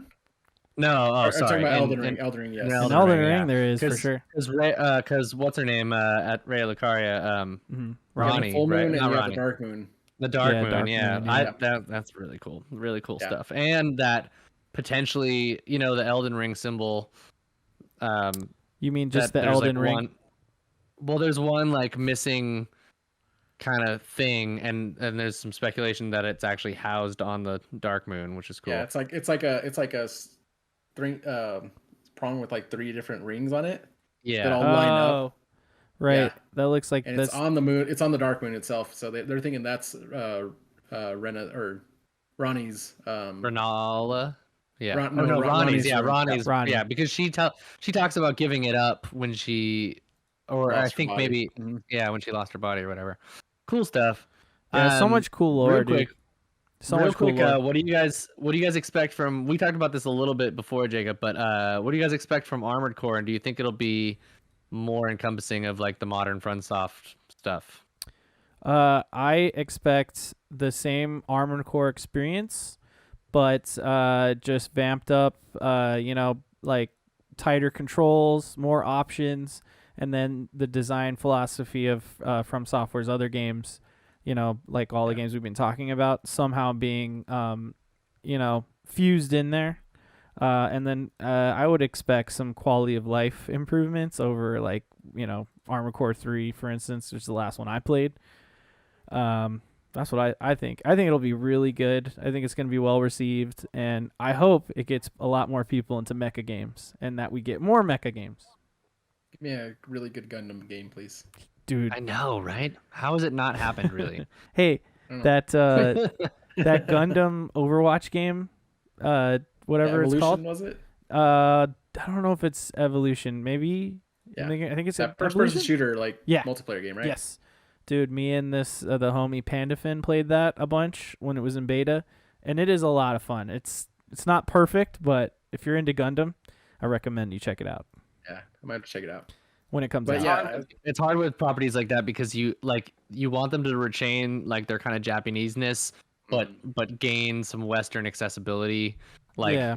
and some Western just kind of like, I don't know, making moments. I feel like the Japanese-ness of some of those stuff, like not in a negative way, but they don't like hit the hype levels in the same way sometimes. I don't know. Yeah. I feel like Japanese game developers are fine with wasting your time. Sometimes, yeah. If you play sometimes they don't respect it at all. you play any 180-hour JRPG, then you'll understand. Or you play Animal Crossing, you're like, man, why can't I just fucking take 3 things and do the thing with it? Why have to do one thing at a time? It's annoying. That's one thing. Once you explain a property to me once, why do you have to explain it again to me every Exactly. time? But for like Armored Core, like it would be cool to see like a multiplayer aspect of it too. Oh yeah. That would be dope. Yeah. I mean, I'm really excited. I think I agree with like everything you said there, Jacob. As far as like just bringing it more modern and taking all the sensibilities and all the things they've learned over time with Dark Souls and Bloodborne and all that stuff, and fusing it to that game or that genre, because it's going to be a little different. So. Yeah, I'd like to see less of a sortie / mission style and more of like of an experience. You know what I mean? Maybe you'll have like a ship you go to or something and walk around, and because like that was the thing about Armored Core. Yeah, like the thing, like one of the biggest things about these From games that we like is like the NPCs and the quests and like the dialogue and like the investment of the world and stuff. I would like to see that kind of stuff somehow make it into this new Armored Core as well, where we have like actual characters we give a shit about, and like maybe bad things will happen to them like in every From Software game, and not to mention like I said, not like when I think of like old Monster Hunter games where it's like mission, okay, I picked the mission and it puts me in the field and now I'm in the mission and going between zones, and that's exactly how old Armored Core games were. You would like Yep. Before you start a mission, you're picking like your mech parts and like your configuration. Then you choose a mission, you start it, and it just drops you in the zone. Like I would like to see an evolution of that formula to make it more engaging. And like, maybe we don't need like a big grandiose story. It could still just be like you're still doing missions. I would just like to see more, dialogue and quest stuff, or not really quests, but like more than just only selecting missions from a fucking like character menu. interactions and stuff. Yeah, like motivations. I want some motivations other than just like I'm going on the mission and making money or something, I could see it taking a page out of Nier Automata's book.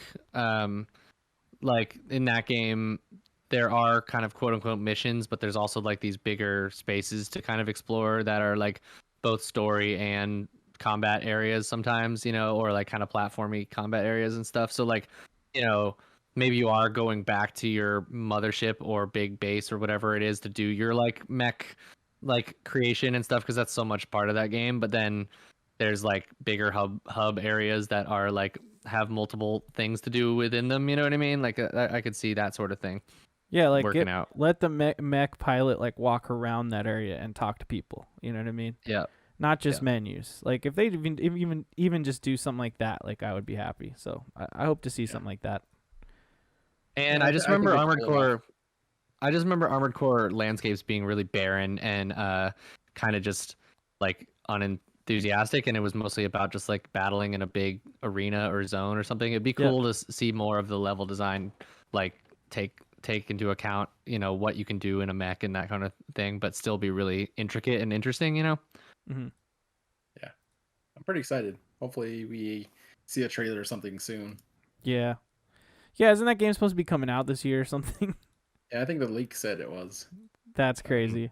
I don't believe it. We'll see. We're already in July, so like if we don't get a trailer by September or something, like I don't buy into it. But if we're getting a trailer and it's coming this year, I can see that trailer dropping in like 30 days or something. You know what I mean? So yeah, really hoping for that. Give it to me, Miyazaki. Give it to me, baby. Any other thoughts, guys? Any parting thoughts from software stuff? Any funny moments? I get demolished in PvP every time. I'll put that out there. What do you got? Anything else? Put on my Elden Ring right here real fast. It's actually the tarnished summoning ring that came with the Rise, you foul tarnished. I would say not necessarily specific to Elden Ring, but like I would watch this YouTuber called Jumpin' Productions, and he would always like play Dark Souls 2 and stuff. His thing was to like he died to gravity a lot. That's one of the big things about these games too, is like you die from falling more than probably dying to enemies, right? Fucking so hell. every time he'd die, he would play the song Gravity from John Mayer. So now whenever I play with my friends and one of us dies by falling off, I'll have it queued up and play it. Oh, that's awesome. It's hilarious. Yeah. So great. You gotta love time that out pretty streamers. well. Yeah, you gotta love YouTubers and streamers for stuff like that, man. Yeah. The inside jokes never end. Also we gotta mention Let Me Solo Her. That guy's badass. Oh, yeah. Gotta love that saga. He's a legend. And he's eternalized, acknowledged by Miyazaki himself, I think. At least some also, devs. Screw Millennia. Oh my god, what a fight that was, man. As a melee build, it took me so many tries until I just said fuck it. I pulled out 2 great hammers, and then I just went like all offense, and I beasted my way through. So I don't know. Food for There's thought. very few like from bosses that I feel are cheap, but she is definitely the cheapest. So cheap, yeah. Like, it's just like, yeah. When she It took does me, that, like 40 tries to kill her. when she I'm does that, scared, guys. I'm scared. yeah, dude, quiver in your boots. She does like that swallow turn thing. I forget exactly what it's called. The flower. It's the waterfowl dance. Thank you very much. Yeah, that's what it's called. My memory is like very, it's close. And I remember these things. I got what you were getting at. Kind of an encyclopedia almost. Yeah, thank Nice. you. Yeah, I'm like that with a lot of things. But approximate knowledge. Like you're like, I'm almost there. So close. So when she does the waterfowl dance, and you'll know it because she'll like do a spinny move, and then she'll boost at you, and she'll do another spinny move, and then she'll do like an extra one. Apparently, there's a small window where you can roll into her, and that's how you dodge it. But like, I could never dodge it perfectly. So thank you for what is it? The bell thing, the summoning bell, because that guy helped take the pressure off a little bit. Tier. Yeah, Mimic Tier helped me with that fight particularly. Yeah, that was not very fun. And having a lot of endurance and stacking the rot resistance. I forget which one that is. She's like a triple threat as far as cheapness goes. I think that's immunity. Dude, rot is just the gnarliest. I mean, other than like death blight, which is obviously even worse. But it's in every game. But rot is just like as soon as you're fighting rot stuff or like the lake of rot, you're just like, this is awful. This is awful. No, she has Scarlet Rot. She heals every time she hits you. Yeah, and then she like can one shot you with that one attack. It's like, it's ridiculous. And she's got a phase 2, so get fucked. Yeah. Oh, I'm aware. Yeah. Phase 2 is even worse. You'll hear that a lot. Yeah. Yep, Oh, no she doubt. is. Yeah. She's about to make you your bit. You didn't know she's the Blade of Mikola, and you'll know that. Yeah, she's gonna keep saying it every time you die. You fucking little, exactly. You little you know what's cool pawn about, like scum. Mikola and her were like they like provided a sanctuary that was like away from the Erd Tree, and they were like actually kind of cool. It seems like I don't know. Yeah. Anyway, It's a pretty boss arena. I like it. It's got a lot of flowers and stuff. Anytime you see flowers on the ground for a boss fight, you know it's gonna be crazy. yeah. Oh yeah, like the end of Sekiro, right? Like same thing. Or Metal Gear Solid 2, Metal Gear Solid 3 when you have to fight the boss. Yeah. I didn't play that one. Sorry, guys. Oh, well, I've really only played a field of flowers, so yeah. it's always sick. I played or like Metal when you Gear. fight Gurman in Bloodborne. That's true. Yeah, and I love that fight. I conquered that. He wasn't that hard for me, dude. It was the next fight. Spoiler alert. Yeah. After that. Yeah, that's right. There's wait, another ending. I just did that, didn't I? No, I did that. Anyway, it's no, it's I fine. did it. You My did bad. it? Yeah. Yeah, it's fine. I yeah, just because spoiled it, he's I didn't already realize, yes. Yeah. That's already kind of a spoiler on its own, isn't it? Okay. Yeah, because Gelmir. Well, he's in a chair, but that motherfucking move. Man. I don't know what you guys are talking about. It's fine. Don't worry about it. Okay, good. Oh, okay, never mind then. Pay no attention to what we just said. Cool. Yeah, Oh by the yeah, time that's we get right. all the way I back through forgot. that game. You never beat that game. I forgot, yeah. All right, so cool. Well, we love these From games. Get out there, play Elden Ring. If you're not feeling Elden Ring, go ahead and maybe you can get Dark Souls Remastered on sale. These games go on sale a lot. They're on like every freaking platform at this point. Play one of them, man. You could start with Sekiro. Might be a little easier for you. I say start with Dark Souls Remastered because that's like, I mean, you could do Demon Souls if you have a PS5 as well. Masterpiece. Play the games. You could do it. Trust me. It's hard.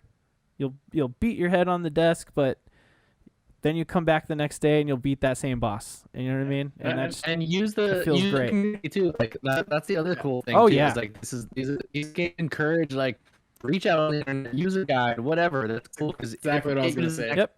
It'll get you to the next piece, and you'll start to understand it more, and then all of a sudden you'll be most of the way through the game and loving it. So Yeah, that's what I was gonna suggest. Like, I mean, there's no shame in using guides or whatever. Like, whatever it gets you to enjoy this game is a win. You know what I mean? Because I think really what it comes down to is you're getting your foot in the door. Right. Once you're there, you're gonna be hooked, and you're gonna see what everybody else sees and be like, okay, I get it. But it's just that first step, and I mean, I would recommend doing it without guides, but Yeah. there's also no shame in using them if you get stuck or do it whatever works to help you get through it, and you're still gonna get a lot from it no matter what. What I'll say, the main reason to consider using guides, if you're thinking like, well, I kind of want to use a guide, just stick to the quest lines. You know what I mean? Because like, I mean, you could use a guide to like make sure you didn't miss any items in an area, but like in my opinion, if you don't want to have to play the game like 5 more times and you want to get as much quest line stuff done as possible, you might want to look at some guides so you don't accidentally beat a boss before you talk to one random character in a room you've never found, and that motherfucker is dead when you find him later because you didn't talk to him at the right point. So like that's the guide stuff that I'm into. But like I also feel like that's kind of cool though. Like it is. It's also fun to go through that. Right? My actions or inaction has consequence. Yeah. You know what I mean? I think that's one of the great things about it too. Yeah, that's why it's really fun to play them blind. But like honestly, New Game Plus is for. Exactly. Yeah. These games are meant to be replayed, honestly. And Dark Souls 3, in my opinion, Dark Souls 3 is probably one of the best ones to play over and over because it's so quick. Like you can get through like the whole game pretty fast. And so like, you know, you're New Game Plusing over and over again, you know, and it's no big thing. So anyway, yeah. Just play these games. They're fun. Yeah. We love them. We love them. Agreed. All right, so I do have a segment plan, and I'm going to force you guys to do it. All right, so you ready? Okay. All right. As ready as I'll ever be. You need some sort of writing utensil or something like pad of paper, maybe your phone. You could just use your phone, or you could type on the computer. I just need to know what your answer is. We're going to play a little game, okay? It's called How Well Do You Know NPCs? Yeah, does that sound good? Or how about this? NPC You Know Me. From edition. Perfect. Okay. There you go. NPC You Know Me. That's what I'll call it. So what I'm going to do is I'm just going to play random voice clips of certain characters from all of the From Software games. Could be any of them. Good Lord. Not going to tell you which game either. But you have to tell me. You'll get 1 point for the game and 1 point for the character's name. Okay? Big. You guys, so like you can't just say it out loud because then the other person will hear and I won't know if you actually know. So honor system, write it down, right? Yep. And then tell me what you came up with. Sound good? You got it. I was gonna set up some kind of like you could put it in the chat or like message me on Discord or something, but no, I trust you guys. I trust you guys. All right. So how do we feel? You ready for this? I'm going to get whooped, but I'm ready. Let's do it. And when I say the name, if you just say like part of the name, that's fine. You know what I mean? You can't. You don't have to say like this, this. You know, like because it's usually like that. Yeah. All right. Well, here we go. Are you ready? Are you ready? Yep. Yep. We're gonna start with this guy. Secret medallion you possess. Find the Albinoric woman. She hides in a cave to the west of the Laskia ruins, which jut from the mist-shrouded lake of Liurnia. All right, there you go. Could you hear that? I hope you could. Yeah. This one was pretty quiet. Once you have it written down, let me know. All right.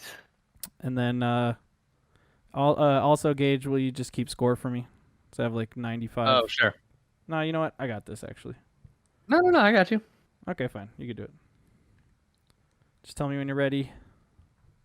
Good. You can play at home, too. Yeah, I'm good, too.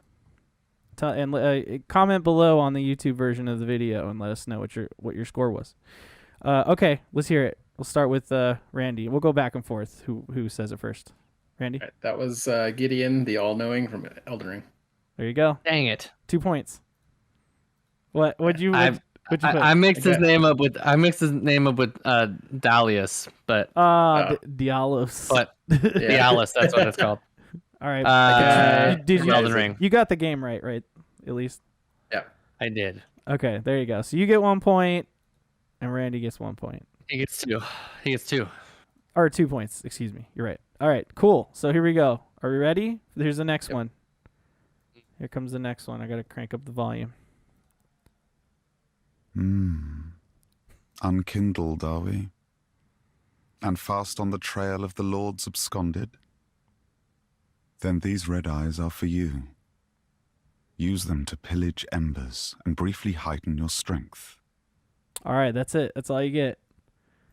NPC, you know me. Number 2. Give me the game. Give me the name. Same order? Or what? Yeah. Boop, boop, boop, boop, boop, boop, I think boop, you're boop, going boop, first boop, this time. boop, boop. Yeah, you go Okay, first. cool. You ping pong back and forth, and just tell me when both you guys are ready, so that we won't. You know. I'm ready. I'm ready. I'm ready. You ready too? Okay, go ahead. All right. I have no idea what his name is, so I'm gonna go with. No,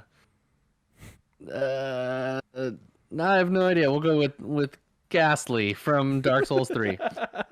Correct. It's from Dark Souls 3. Randy. Okay.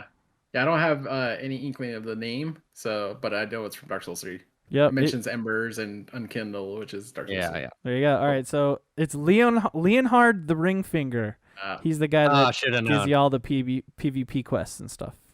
Yeah. Dark Souls 3 is correct. Okay, here we go. Ready for the next one? Here we go. Marika's tits. You must be hungry. Did you hear that? Yes. Do I have to run it back? Can we play it one more time? I don't know how many seconds I have to go back. Here we go. Oh, my bad. Tits. No, now you talked over it. I don't know why these videos are so quiet. Marika's tits. You must be hungry. Marika's tits. You must be that hungry. line cracked me up, dude. Best line So in the good. whole freaking game. Oh, there you go. It's because Firefox is turned down. Sorry about that, guys. Oh, it's all good. The next ones will be better. I'm just gonna let's get one more Marika's tits. Marika's tits. You must be hungry. All right, Uh, we ready? It's gonna start with Randy this time. Just tell me when you guys are ready. I'm And ready. remember, you can just get part of the name, and you'll still get a point. Too horny. Hopefully, Pizza Man Sam said in the chat he hopes this segment is as good as the advertisement one from like an early episode. Hopefully Mark's tits are good enough for you, bro. Yep. They're good enough for me. You know what I'm saying? Yeah, that's great. Luke, what's All up? right. man? I'm You ready? I'm written down. All right, Randy. Okay. It's Blackguard from Elden Ring. That's correct. Blackguard Big Boggart is his full name. Yeah. What The we guy got? that sells you the prawns Yep. at And- that shack in Liurnia. Mhm. That's all I wrote down. I wrote down guy at Shack in Liurnia. Nice. I feel like that gets you a point at least. Oh yeah, no, you said Liurnia, so I know you know it's from Elden Ring, so it's totally fine. Okay, 1 point for you. Okay, how about this guy? You guys better know this guy. Oh no, wait. Oh shit. Hold on, I lost my time marker on this one, so we'll swap to this guy. All right, here we go. Ready? It looks like you're making edits to Luke's video. Oh shit. Damn Damn Can't it. even see his face. Make it go away. Sorry guys. There we go. We're You good. know? I thought I made that go away. All right, here we go. Here's the next one. Please, give her this ring. I'm not asking for charity. In fact, if you do this for me, I'll be sure to repay you in kind. Okay, that's it. That's all you're getting for this one. All right. Just raise your hand or something when you're ready. While I find this. Damn it, where's my time marker? I'm so sad that I had this one queued up. Oh, there we go. Okay, good. I found it. The problem is I can't haven't played remember the these names. in so long. Yeah. I know, it's been a while, dude. It couldn't all be know, Elden Ring, you know? Yeah. Oh, yeah. Sorry. Okay, go. Let's go. It's going to start with Luke, I think, this time. Yeah. Sure. Is that I think his name is Valtyr or something in Bloodborne? No, that's not correct. Sorry. 0 points, actually. I apologize. 0 points. Randy? I also called Bloodborne 2. Nope, I negative. was thinking it was the keeper guy at the Odin Chapel. No, Dang it. actually, it is Guy Rat from Dark Souls 3. He's that thief guy that's like locked up, and you got to get a key for him. Oh, that's right. Yeah. Remember that shit? He's one of the merchant guys. Yeah, he's one of the merchants. And A like gray rat, I think is his name. yeah, Gray Rat. Yeah, I Dang think it. that's right. Yeah. My, Now you of remember. course Yeah. I would For remember. the Yeah. trolls NPCs, I got you down. But Yep. Damn it. I thought I had this. Oh, it's because I have it queued up twice. Now I get it. Stupid. All right, next one. You ready? Here it comes. Alive and well, are ya? Oh, the hunter. Thank you. So that survivor, you told him about this place, right? All right, that's it. That's all you get.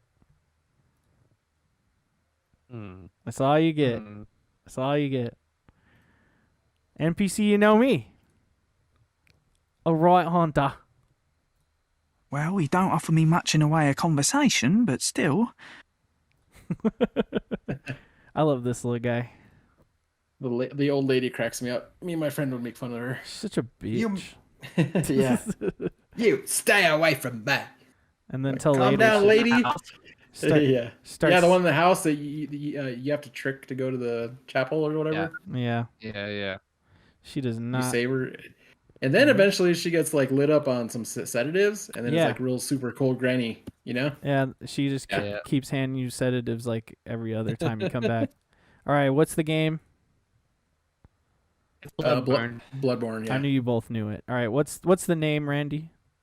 I think my last guess was this guy. It's the keeper of Odin Chapel. Okay, Luke. I don't remember his actual. You want to name, get a crack at the name? See if you got it correct. Is it just that? Is it the beggar guy? I don't know what his name is. What did you write down? I just wrote down beggar guy. I can't remember. All right. It's all right. I got to give you 1 point and Randy 1 point because Randy got the Oedon Chapel part right of his name, but his name is Oedon Chapel Dweller. Dweller. Dang it. That's his name. I said yeah. keeper. I'll give it to you though because you said the actual word, like partial. I get that's part of the rules. Partial. All right. Okay. Here's the next one. You ready? That's good. Here's the next one. Yep. All right, so he got 2 points. Okay, got Yeah, it. 2 points. You hear? This is a land of monstrosities. And I am no exception. You are very frank. All right, that's enough. NPC, you know me. What's the name? What's the game? Give it to me in the world of Miyazaki. That's my little song. Tell That was a me solid about idea, but the NPC from the game made by Miyazaki. I should write that song. That's a good song that's already. the jam right there. Yeah, fuck it. Jam. Okay, are I'm ready ready? when you are. Yeah, I'm ready. Sorry. All right, let's. You Luke, go first. Nah, you go first, Luke. Oh, okay. I have no idea who the character is, but I'm gonna guess Dark Souls 3. Okay, that's correct. Randy? Dang it. Okay, I'm wrong then. I was thinking it was Priscilla from Dark Souls. Yeah, you're fully wrong. So it's her name's Yeah. Carla. She was that witch who was locked up Mm-hmm. in Dark Souls 3. Yeah. Dang it. Cool. Yep. Okay, y'all better get this one. Okay, here we Better go. be patches. That's all I'm saying. You better get this one. The way I see it, our fates appear to be intertwined. In a land brimming with hollows, could that really be mere chance? So what do you say? Why not help one another on this lonely journey? There you go. Y'all better get this NPC correct because he is one of those NPCs you better know.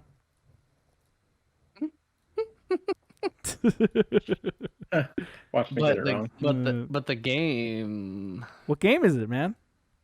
There's only one game. This character is featured in one game, Randy. In one game that I know of. Shit, maybe not. Maybe he's in another game, but I'm pretty sure he's just only in this game. Can you play it again? Oh, I already closed the window.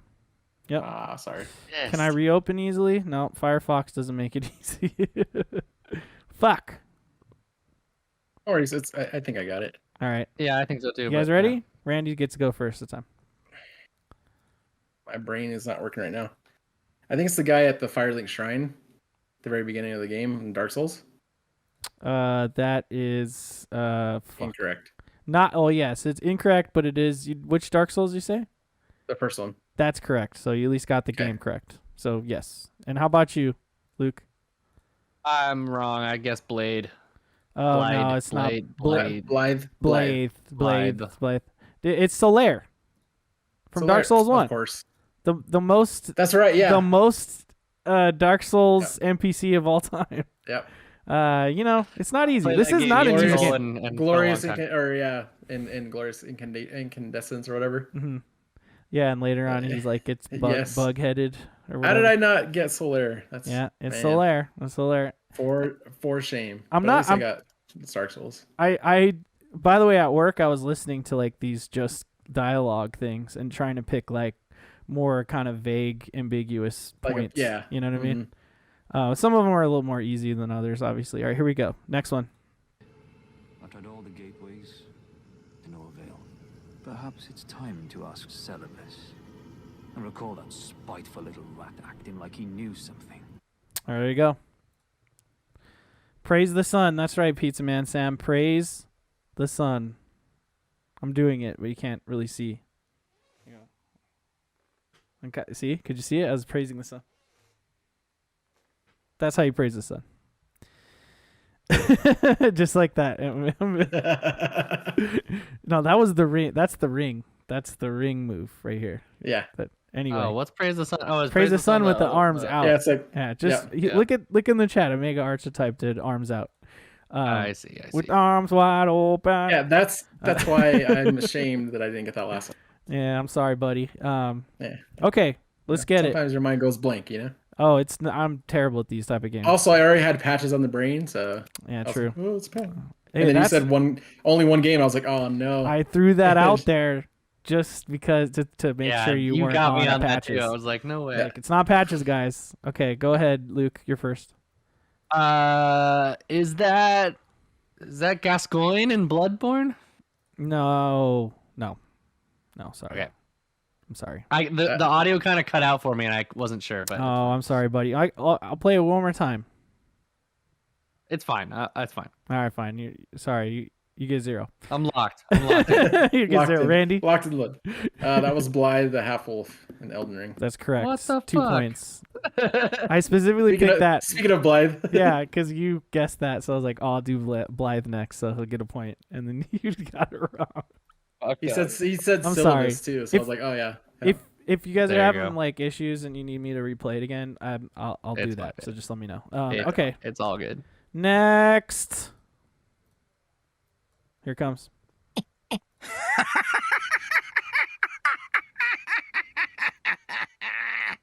Well, perchance a shortcut here. There you go. Who is that? I can play more. Thank me not. Your countenance speaks volumes. There you go. NPC, you know me. I know What who game? it is. It's just a matter of what game that's What from. game? What game is it? And who is it? Who be it?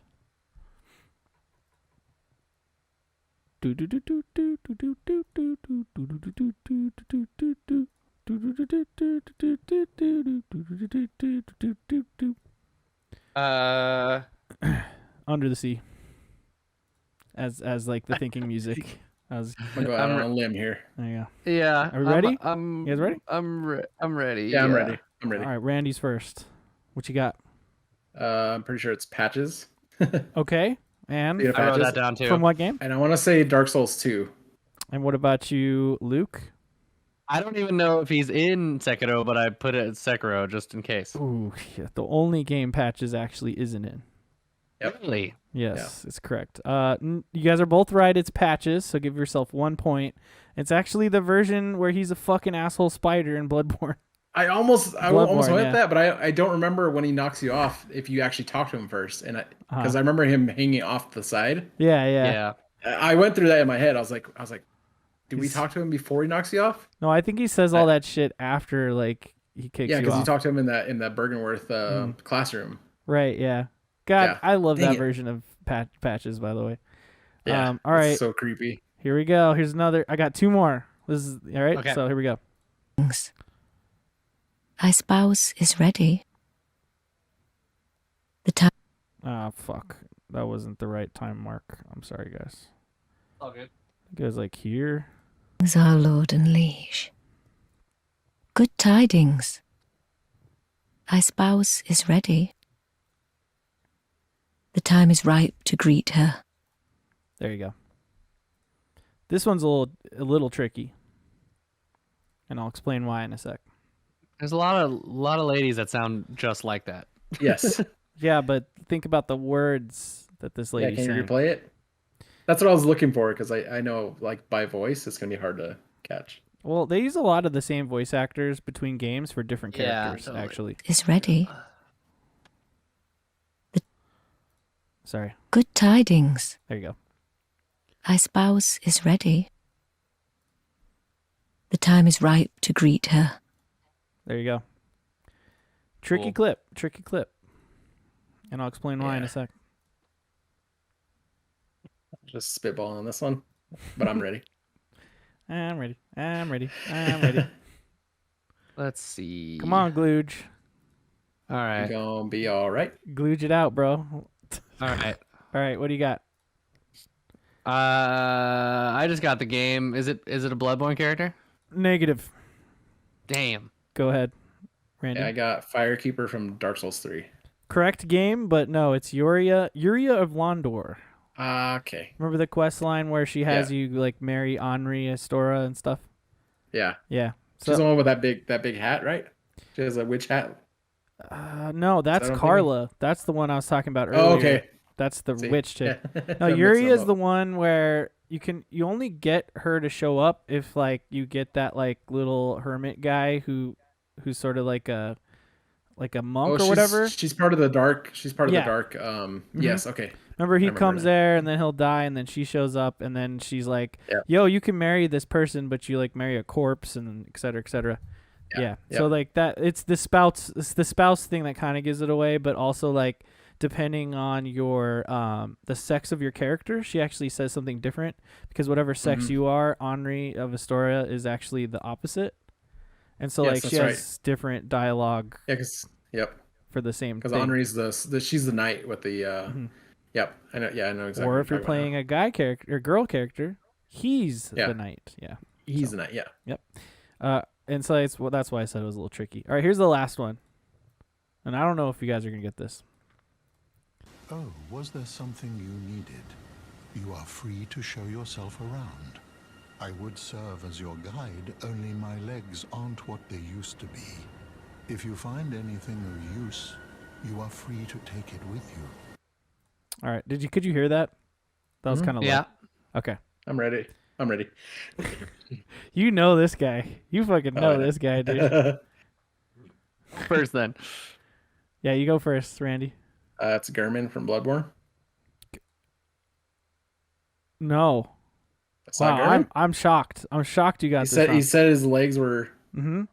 Yeah. No, I mean I get your train of thought there, but no. Not even the right game. I'm sorry. Go ahead, Luke. Who is it? Wow. Well, I also guessed Bloodborne, but I didn't know the character name. This is actually Muriel, the big turtle guy from Elden Ring, from the Church of Owls. Dude. The turtle pope. I love this guy. Yeah. Crazy, huh? You mean the dog? He's not a turtle. turtle. Yeah, he's a big ass dog. Yeah. Pope turtle. Yeah. There you go. Dang it. NPC, you don't know me. I swear. What's the score? What's the score? Well, it could be the same actor. Yeah. All right. Well, really I'll could tally be. up the points for fast. 1, 2, 3, 4, 5, 6. What'd you think of the game? What'd you think of the game there, Randy? Did you like it? Pretty fun. Yeah, it was pretty good. 7. Oh, there you go. See. And every episode, I try to do we try to do some sort of fun segment. You know, something different every time. Although we need to come back to the Zoom. You kicked my points 12-6. So your win. Damn, So, double. Wow. Yeah, bro. I guess you're not very good at PvP either. Well, I haven't played. I've played probably about an hour of Dark Souls 3. Never played Dark Souls 2. You know, never played Sekiro. I had one Dark Souls 2 one, but I didn't play it. It was like those little invisible birds who are like smooth. Oh yes. Yep. I didn't pick Dark Souls 2 because I didn't know the game. You know what I mean? So I just was like, I just feel like it's. I'm just gonna stick to shit that I know. Pickly Pumperum or some shit. Yeah, because you drop them stuff and they give you new other stuff. Yeah, I do like that. There's a version of that in Elden Ring. All right, guys. Well, we've this is about a long enough episode. What do you got? We do a thing of this on this show where we like endorse things, endorsements. What are we calling this this thing? We're gonna have to come up with a fancy name for it. I think we just call it endorsements, but endorsements, or shall we endorse or something like that. We'll come up with a fun name. Yes. How about pull an endorsement out of your pocket? It's a long name. Okay. Well, we could call it just the endorsement pocket. I like that. That's cool. Endorsement pocket, yeah. All right. The endorsement section. What you got? Neon pocket endorsement. There you go. Okay, there. Wow. Yeah, I like it. Contribution. Okay, well, I got one that's on brand, so I'll start first. We'll share this in the description for the episode, but Polyphia is a YouTube channel / content creator who does a bunch of stuff around FromSoft games and has been doing a lot of really good work with Elden Ring. I got really into it from Elden Ring and then went back through some older stuff too. And over the years, I guess he's put out some different art competitions from his fans and stuff, and he's gotten a ton of like really amazing artwork. So he put it together as a part of a Kickstarter to get it published as a book. And so he made a whole art book of really amazing fan art of all different FromSoft stuff. There's like all these different chapters like on weapons and levels and locations and like and characters and stuff. So it's stunning stuff and it's really well done. And you can get it online now and order it. It's like $100 because it's coming from Europe and it's like 80 euros and stuff. But so I'm not necessarily gonna buy it right now, but maybe in the future. But it's pretty gorgeous for sure. Nice. Randy, you got anything to endorse? Let's see mine. I think my endorsement is gonna be a YouTube channel, specifically from this is a game dev. She just does plays games. In this case, it's her first experience with Bloodborne. Like she's her first From game, and it was incredible to watch. Like it's cool to see somebody play the games for the first time and gather everything that I've already gathered. It's kind of like you get to experience it again, kind of all over again. Nice. And the way she like is able to understand things that she's seeing and like take it all in and like get everything from it, it's really cool to see. So if you want to see like a cool playthrough of Bloodborne, I recommend that. And what was the name? Her name is Simba Lily. Simba Lily. Yeah. Simba Lily, like this? Yep. Yeah, she's a game dev. I forgot what game she is working on, but she's like an environmental artist. So a lot of times she'll stop and just be like, "Wow, this is incredible."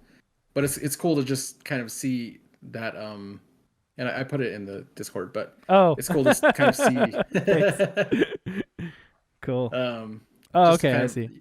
Get that experience kind of again and see how other people perceive things, and perceive the game as as their first time playing it. Mm-hmm. Awesome. Yeah, that's great. Also, just so you know, we'll have links to all the stuff we're endorsing in the comment or the description below on this YouTube video version of this. I'm trying to put up stuff up here. I'm at least gonna put what your Twitter handle and stuff so people can see the actual video. Oh yeah. I'm just gonna pull out the stops, man. I've been a fan for my endorsement. I've been a fan forever, and I've been really binging their content a lot lately. And I mean, they've been around for a long time, but check out Mega64 on YouTube. They've been doing like a lot of anime in 5 minutes, like Dragon Ball sagas in 5 minutes, or like they have like what's that show, Neon Genesis Evangelion, as well as like the end of Evangelion. They've done like 2 videos of like in 5 minutes anime things. They use like all like practical effects, like Sweded style. So it's like really cool creative stuff. But they also like, they're influenced by Jackass essentially, and they're like nerdy gamer people, so they'll go out into public and like reenact characters from games and just get funny videos and stuff. So if you just somehow missed Mega 64's existence, I recommend you just go look them up on YouTube and check them out. Watch a bunch of their videos and they're also just funny and cool dudes. So yeah, check them out. They're also on Twitch, so I'll always endorse them. But hey, this is the part for plugs, and I want to make sure we plug all your stuff there, Randy. So, first of all, I know that you're Omega Archetype on Twitter, so I'm gonna put that up on the screen right now. So follow this fool. Yeah. He's a cool Twitter guy. He's a fun follow. A lot of good retweets. Yeah. Post music stuff. Music and all my nerdy stuff. Yeah. Yeah, and that's me on everything. Omega Archetype on like YouTube and Twitch. I mean, I don't stream very often, but it's when I do every now and again. But yeah, you can find me on there, and then of course check out my band Stavesail. Cool. So and that's I'm sorry, good. What is it again? Like, how do I spell that? Stavesail, Stavesail. Like that? Yep. Stavesail. Yeah. So just look them up. What are you on? Like, are you on YouTube or we're SoundCloud on, or something? On everything. You can find it on streaming platforms. We have an album EP out and an album out. So if you want to check out some heavy stuff, check that out. Rad. Hell, if you like your music heavy. Yeah. Well, you better start listening to heavy music. Damn it. Good. It's like the Dark Souls of music. It is. It really is. I love it. Mega 64. It's funny. I was just talking about the Mega 64 did a video where they're making fun of that whole sentiment. We're like, this is the Dark Souls of news, or this is the Dark Souls of toast, and it's just a whole video about that. But it's kind of true though. I mean, it takes like some. I don't know, it's not easy to get into. You know what I mean? Yeah, exactly.